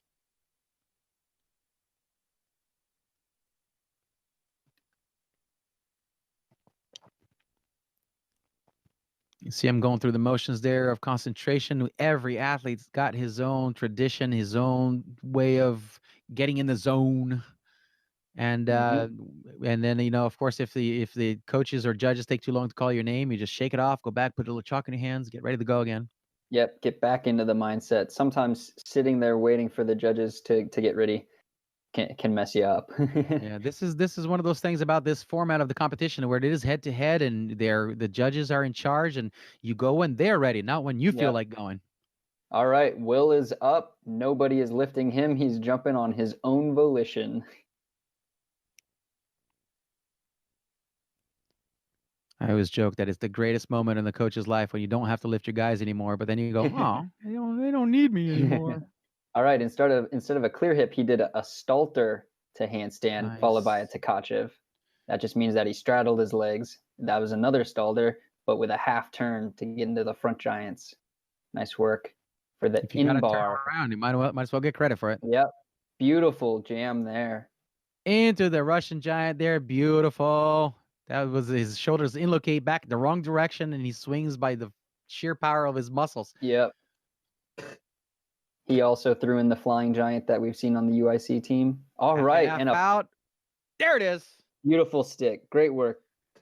Finishes Great way to this finish that high bar competition set. with a stuck landing, following that amazing full routine by William Pierce. Another hit set for SC United. Ladies and gentlemen, this was an awesome meet, and I will put on the timestamp of 5:38 my time for this competition to end. That was just under 2 hours of competition, if you will. This is a great pace. And fantastic gymnastics being shown by both teams. We're gonna move on to giving out some awards in just a second. So stick around with us here. First of all, take a breath and bask in the moment that you just experienced this amazing set of routines by all of these athletes for gymnasts at UIC and Southern California United. That was fantastic. Now, logistically speaking, what's going to happen next is that the coaches are going to check the scores for all the guys who competed. They can question the start value of any one routine that they so choose, and the judges will either address that by saying, yes, we made a mistake and here's the adjustment, or coach, you're out of your mind, and stop bugging us.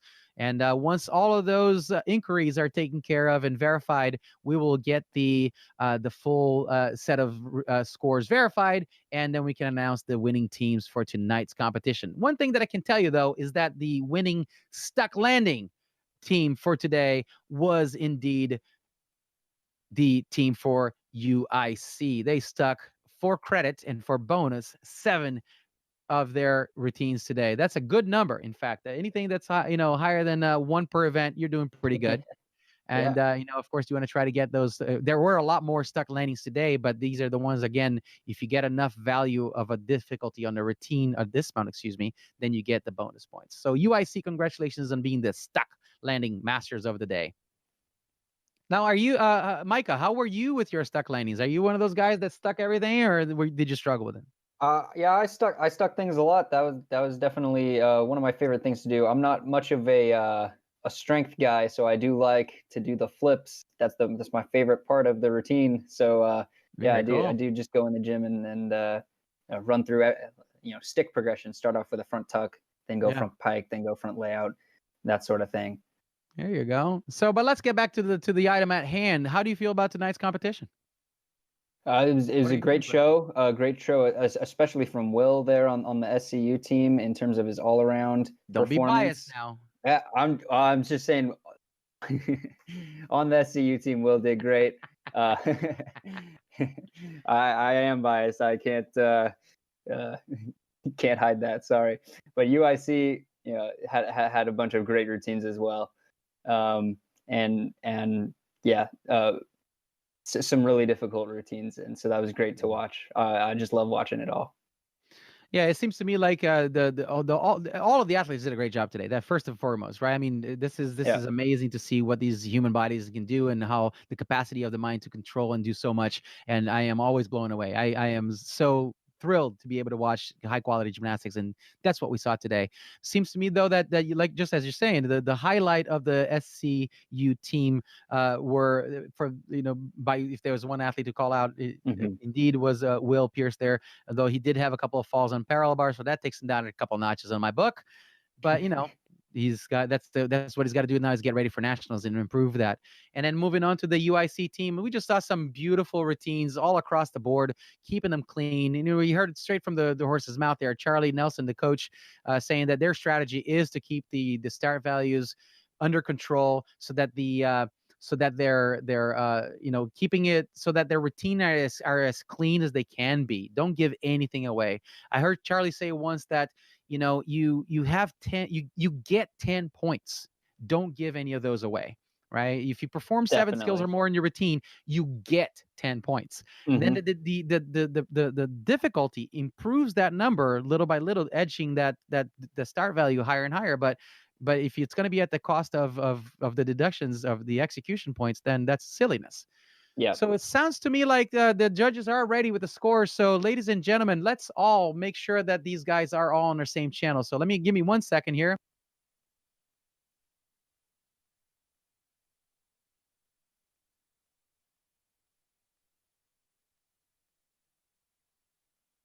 All right, letting them know that we were about ready to finish. You see that the athletes are gathering on the floor exercise. So now, ladies and gentlemen, we're going to give out. We're going to end the competition officially, right? And there are a couple of things that we do. Number one, we're going to announce the winning team, of course, and then we will do our typical 1, 2, 3, go GymACT backflip. That's how we officially end the actual event. But stick around, because after we finalize the competition, we do give out more awards. We have some more conversation with the athletes. The post-meet show, if you will be taking place immediately after that closing little ceremony that we do. So congratulations once again to all the competitors. I would like to thank first and foremost, Micah, thank you so much for being my co-host here today. That was an awesome meet. Great to have you join us and bring in your great chatting with you, Breeze. You're fun. It's just fun here. Yeah. Oh, keep them coming.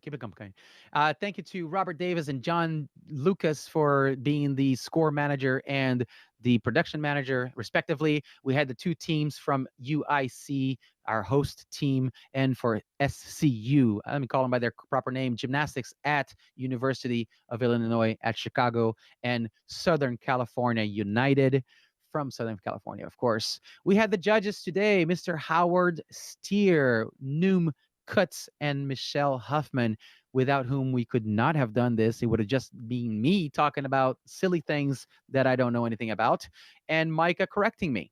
But as it turns out, these 3 esteemed judges knew exactly what they were doing. They got their scores finalized, and we are now ready to make the announcement. So let's see. Everybody getting on to the live on air channel. Looks like we are there. I see SC United is there. Charlie's there. So let's go on. Ladies and gentlemen, without further ado, I present you the 2 teams for tonight's competition, UIC and Southern California United. Congratulations, gentlemen. First, a hand of applause for you for that. Great job. Phenomenal gymnastics performed today. And the final results on a 5-up, 5 count. 5 routines performed on each event. All 5 scores count for all of them.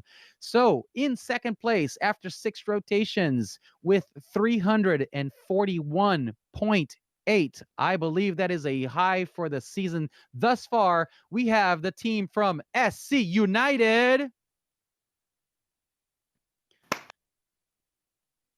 Great job. A great score, putting them up on the board a little higher each time. That's it, gentlemen. Keeping that trend going, improving every meet. And there can only be one team winner for tonight's competition. And with a 355.2, a huge score, great clean routines, the team from Gymnastics at University of Illinois at Chicago. Great job, guys. Gymnastics at UIC, great job. And I had said it earlier, but now so that the athletes can hear this, the stick competition, which is, of course, a moment of pride for the team who stuck the most landings for the green flag today with 7 total sticks. It is Gymnastics at UIC. Congratulations on finding the ground and not moving your feet.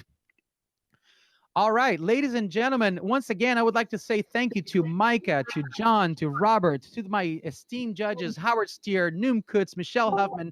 thank you so much for being here. We're going to finish this competition officially with the 1, 2, 3, go GymACT. So athletes, go ahead and spread yourselves out on the floor exercise, and we're going to do a back tuck together. Anyone and everyone who is able to, we're going to do the full call out cheer, official cheer of GymACT for the closing of this competition. After which, of course, audience, if you stick around, we are going to give out the awards for the individual events and all around, as well as some special awards given out by the judges and the coaches, the athletes themselves. So here we go. It looks like they're all ready and spread out properly. I'm going to say, Robert, are you going to be doing it with us? No, he's going to keep the screen up, so no flip today. All right, ladies and gentlemen, thank you so much. My name is Breeze Olson from Santa Cruz, California, representing GymACT. Here we go, guys. Put your hand in the middle. Unmute if you can. Let's call it out together. And let's go on 3. 1, 2, 3. Go, GymACT. Boom. That's how we do it. GymACT.org, a nonprofit organization. Thank you, community, for your support. Thanks for watching. That was a fantastic meet by UIC and SCU. All right, Micah, I'm going to slow down my speech now and let you take over for just a second here as I shuffle a couple of papers around and we start giving out the individual awards. Anything you would like to share with us? You looked at you guys went all on UIC to get the scores corrected. I asked for 1 score correction. So you're hearing the details right now, straight from the coaches. This is how it happens. We're still dealing with perhaps one last score. Micah, take it away. Straight from the management channel. Yeah. Yes. Management channel. All right. Yeah, well, Heinz has been, in Southern California the whole since I was in JOs, and he's always helped run scoring at different meets and everything. And it's great to see that this evolution into the online stream with everybody involved. And hopefully we can keep these live streams going, even after the pandemic, because I feel like it's a great way to reach out to other people who otherwise wouldn't, come out in person. It's not always very easy. It's pretty difficult to find time, 3 hours out of your day. But the live stream is super easy to tune into. Hopefully. I wouldn't know. Exactly. It's a helpful thing for, from a coaching standpoint. Of course, I have I coach one of the United teams, and we struggle tremendously getting athletes together, and, to have to travel somewhere, they all have to convene together and then travel and then go back to their home. So the virtual gymnastics competitions is definitely not only a better solution for our team that has to gather like this, but also a cost-effective way of having a competition. You don't have to fly. You don't have to get your hotel rooms and meals and everything. You just go straight from your home to where you got to be. It's one location for the team, and we're done. Yep. Yeah. Well, definitely. The teams still have to do a bunch of fundraising, and maybe less so this year without the travel, but they certainly need the funds. Yeah, one more time, and it never hurts to mention it, because you don't know who's tuning in late. These teams are all 100% self-funded. They are not supported financially by any university or special interest group. These guys are just, they're doing it for the love of the sport, and they're doing it because they train so hard for the whole careers, and this is when they get to show the best gymnastics of their lives. And, in order to continue progressing after the high school, after you're done with your growth spurts and you finally got into your own gymnast body and you're ready to show the best skills possible, we want to make sure that these guys have the opportunity to do that. GymACT.org. We are a nonprofit. So if you go visit us at our own home site, or if you are on Virtual Stars already, then just hit that donate button right there. That donate button goes straight into GymACT.org, a nonprofit organization dealing strictly with these 11 programs that we have, and 2, possibly 3 more, almost for sure. In fact, I can almost say this officially, that we have 3 teams joining GymACT next year. That are in the works, coming from both the varsity side as well as brand new teams being formed. So stay tuned. We're going to get more teams, but for us to be able to provide these opportunities, we need funding, right? So donations are greatly appreciated.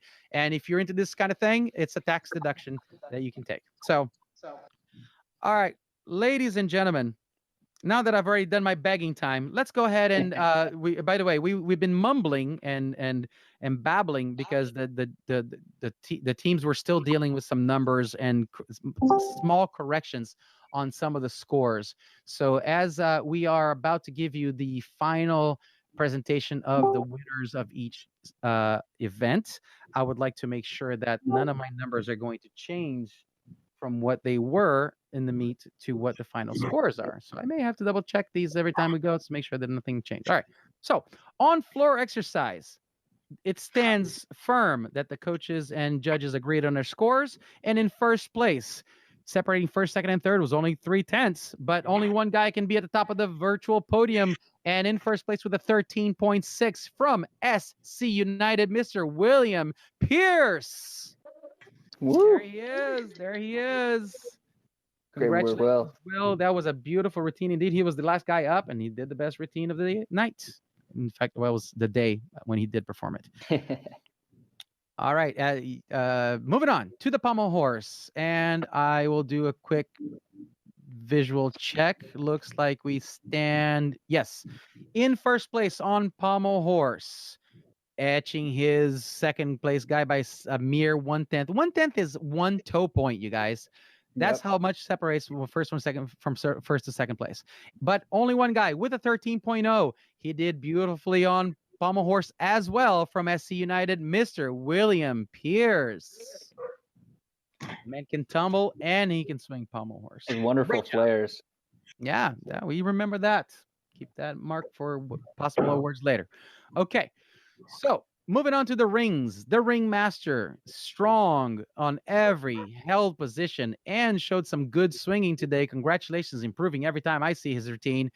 From UIC with a 12.5, Mr. Kelvin Stevens Jr. Woo! Extremely man, solid. that was a joy to watch. That was really a joy to watch. Moving on to the vault, we saw a lot of Kazamatsus, a lot of Tsukaharas, but one of them stood out as clean as it could be. And from SCU on the vault, first place winner today with a 13.5, Mr. Dimitri Gordillo. Yeah. See that dramatic pause right there? That's called timing. That was called me trying to make sure the numbers are right. Moving right along to the parallel bars. They are parallel. That's why they call them that. And I'm finding the next page. There it is. With a 12.0. He gave away exactly 1 point, but that's enough for him to get first place from SCU, Eric Schubert.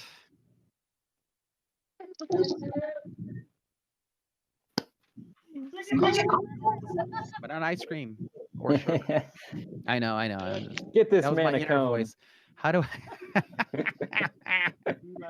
Just try to call me. That was better. That's it. You're hired. I Moving on to the horizontal bar. Guess why they call it that? Well, you 'Cause know, it's horizontal. yeah. Well, there you go. I was making sure that this. Thank you. We'll be here all weekend, and so will you if you keep listening to me. But aren't the parallel bars also horizontal? No, they're not. Okay, moving along. On high bar, in first place, last man of the meet from SCU with a 13.4. He gets the highest score of the evening on high bar, Mr. William Pierce. Woo! Great work, Will. I can't see her, but I can tell Michelle is rolling her eyes. I can just tell. I felt the pressure on that one brain cell we share that she was just going, shut him up already. Why do you give him a microphone? There were two guys trying all for the all around today, both of them from SC United, so one of them had to win.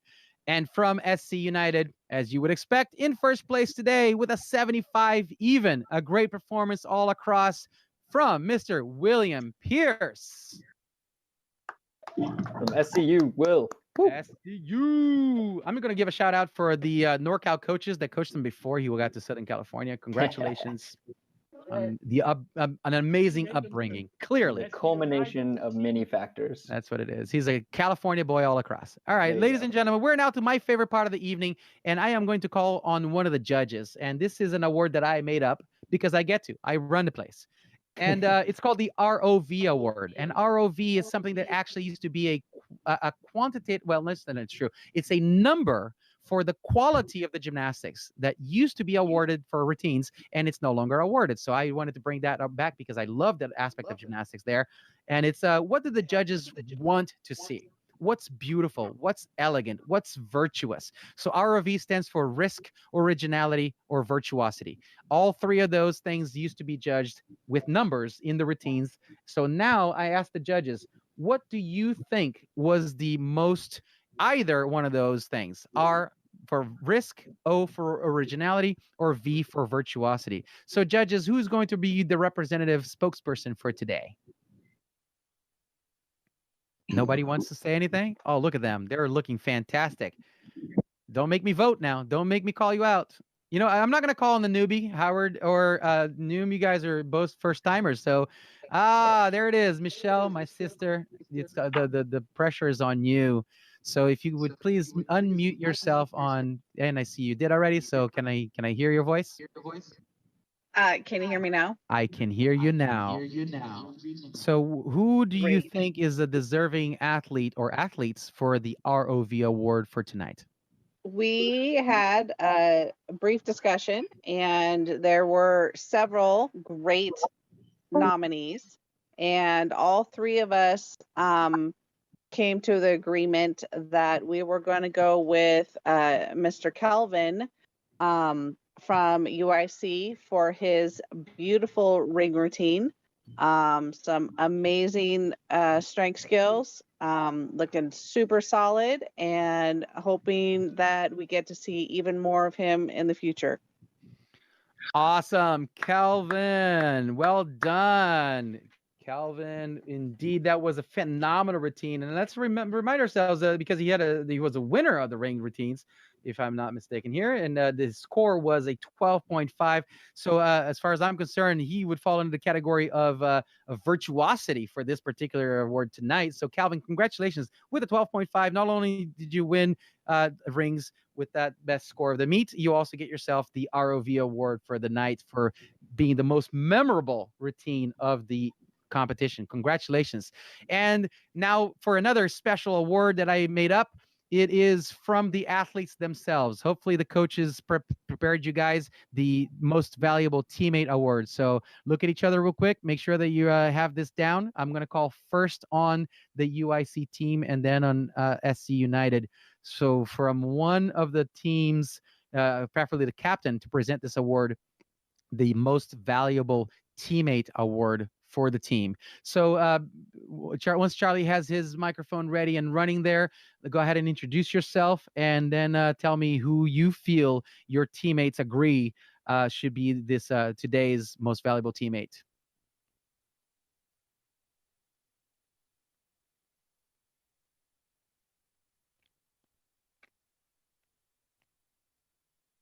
We don't hear you yet, Charlie.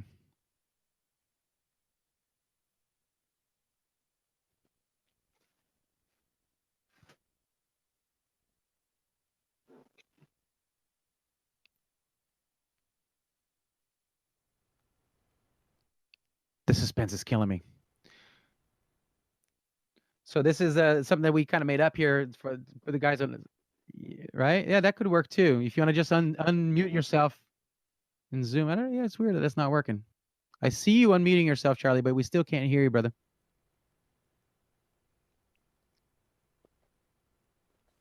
How about that? Can you hear me now? We hear you through Zoom. That's perfect, Charlie. All right, Thank very you. good. Sorry about that. Yeah, I switched over to a Bluetooth speaker so that everybody could hear the broadcast, and then coming back is not as easy. James Strevey, one of our captains, is going to present this for us.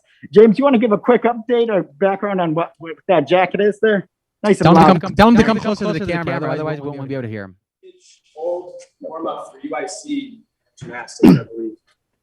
Yeah, it is a vintage, so out of style, it's back in awesome. style, right? We've been awarding the game ball to our man of the meet for several years now. That's vintage 1983.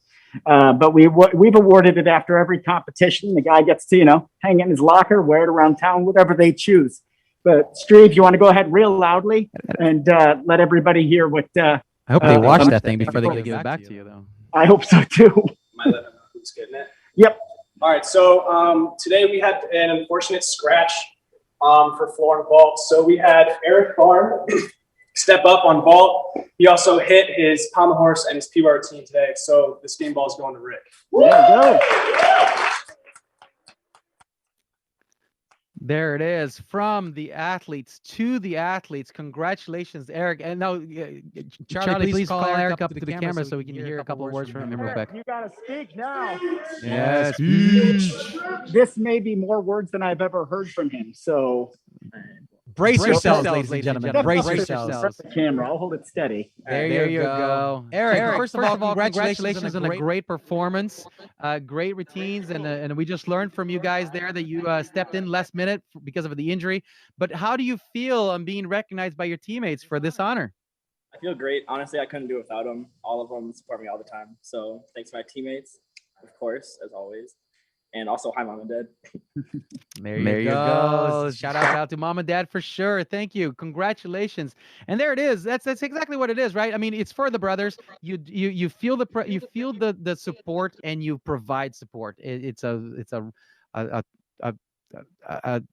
door that revolves and keeps building momentum as the gymnastics competition goes. All right, moving right along to I'm gonna have Charlie go ahead and mute yourself in Zoom again. Thank you. And I'm moving right along to the SC United team. And we have, who we're going to have representing to give out the award. From the guys to the guys. Okay. Give it to both of them. Wait a minute. We're going to try that again. First of all, who's presenting the award? No, do the whole thing over again. That was not done right. Oh. Yeah, back it up. Rewind. We have to get a hold of who's your team captain is and is presenting the award. Okay, we have two team captains. So they can't decide who wants to give it out. So Troy, come on, give it out. Hello, how you doing? I'd like to give the award to Eli Kitab. Okay, just kidding. I'd like to give the award to William Pierce for keeping his consistency in the gym and just giving us the push and drive as a team, even though we're so spread out, considering. Good job. There it is. After all the joking is done, ladies and gentlemen, with respect, camaraderie, and grace, they support one another. Will, tell me a little bit about how you feel on today's competition and then this honor of being recognized by your teammates. Well, first, I think it's not just about one person because all 5 scores count per event. So even though I did all 6, what really matters is the people who fill in on the events that we don't have enough slots, whether or not they've been training it consistently or not. And I just hope that everyone's continuing to train hard and put in the work that they've been for the last 10 years of their lives. That's phenomenal. Thank you so much for your. Now, don't go anywhere. I'm going to ask him a couple of quick questions before he goes away. Tell me a little bit more about your experience personally, because you talk about this distance and training separately. But what is it like for you to train where you train? Are you by yourself? Do you have at least one of your teammates with you? When you guys come together, how often? Tell me a little bit about your experience and on what it takes to get into the gym with the full team, and how you guys manage to bring the unity, having been separated for the training portion of your experience in gymnastics. Yeah, so currently I graduated from UCSB last year, so I'm based up in NorCal again. And so I train alone with one of my coworkers at the gym. And on top of that, I'm working another job for 40 hours a week. So it's hard to find the time and the motivation to do it. But it's always a pleasure when we get to come in and train all together. And it definitely gives you an extra push during a practice when you're training with a couple other people, because you have a lot more energy that just feeds off of one another. So we try our best to keep in contact with videos to keep each other motivated and give each other coaching tips, because everyone's got a different view on how to work on a skill, what drills are helpful, and what to think about. So it's important to have that communication. Kind of keeps everyone unified, even though we're spread out throughout California right now. How long have you been doing gymnastics, Will? I've been doing gymnastics since first grade, but in high school, my junior and senior year, I had a couple injuries and wasn't sure whether I was going to continue. So my first year at Santa Barbara, I didn't do any gymnastics at all and played Frisbee. And then came back my sophomore year, had a pretty rough first year on the team, and then just kind of gradually got better again after that and regained all my strength and confidence and improved throughout that time. Oh man, that's okay. I'm gonna bring it down to reality here now. Gymnastics is hard, and you obviously had a hard time with some of your experiences there. And I'm gonna ask you one last question: why the hell are you still doing this sport if it's so hard? I'm doing this sport because I love the work ethic that's needed for it. I love how you have to work through the skills and how much mental energy has to go into every single skill within a 10-skill routine. And just that entire thought process behind creating a routine that's both difficult enough, original enough to stand out, and clean enough. And then finding that balance where you get to prioritize everything you like in gymnastics and all the skills that you like to do, because I feel like there's no limit to the skills you have to pull from.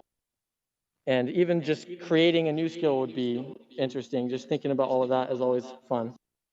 So That's awesome. So your own personal fulfillment and development, that's a driving force for your tenacity there. Let me be one of the people to say to you, congratulations on tonight's performances. Indeed, it is a joy to watch you perform your routines and to see how elegant you are and how your attention to detail. And I saw that happen on a lot of routines today. So coaches, athletes, congratulations on making this an amazing experience for those of us who got to watch it. It's been an honor to be able to experience this, to witness this phenomenal display of that for the performances that you guys all did tonight. So thank you very much, Will and SC United team. Thank you very much for all your performances. Congratulations to you guys. And UIC team, you guys, so clean, so elegant, so such a team cohesion. It was amazing. Thank you so much for an amazing performance on your end there. Congratulations on the win, getting the W on the scoreboard for you guys tonight. And just to close out the very last thing, then I'm going to give the coaches an opportunity to take the last word of the evening one at a time. We're going to go first with the away team. And Heinz, you may or may not have anything to say, and that's how we close out the evening. So anything you got to say about your team or your experience tonight? No, I'm not going to talk about the team. I'm going to talk about you guys, because the fact that you guys put this together in the back like a show on. So you guys are doing a fantastic job out there, getting everybody in line, getting all the judges and everything. It's just fantastic. And we had the correct setup today, and it made a totally different experience. And thank you to Charlie for inviting us to this. This was great. I mean, we're like within 9 points. So, and I like to chase, so we are going to chase. Nipping at the heels. Thank you, Heinz, for those kind words. And of course, he's talking about GymACT.org, who's been the driving force for these college teams and programs, and to Robert Davis with the virtualstarsgymnastics.com website with the virtual competitions, and to John Lucas with his YouTube channel, men's college gymnastics. So look all those people up. and like, follow, share, whatever you got to do. All right. Thank you very much, Heinz, for those words. And Charlie, coming lastly, the last word of the evening goes to you, sir. What do you have to say, having already dismissed your team?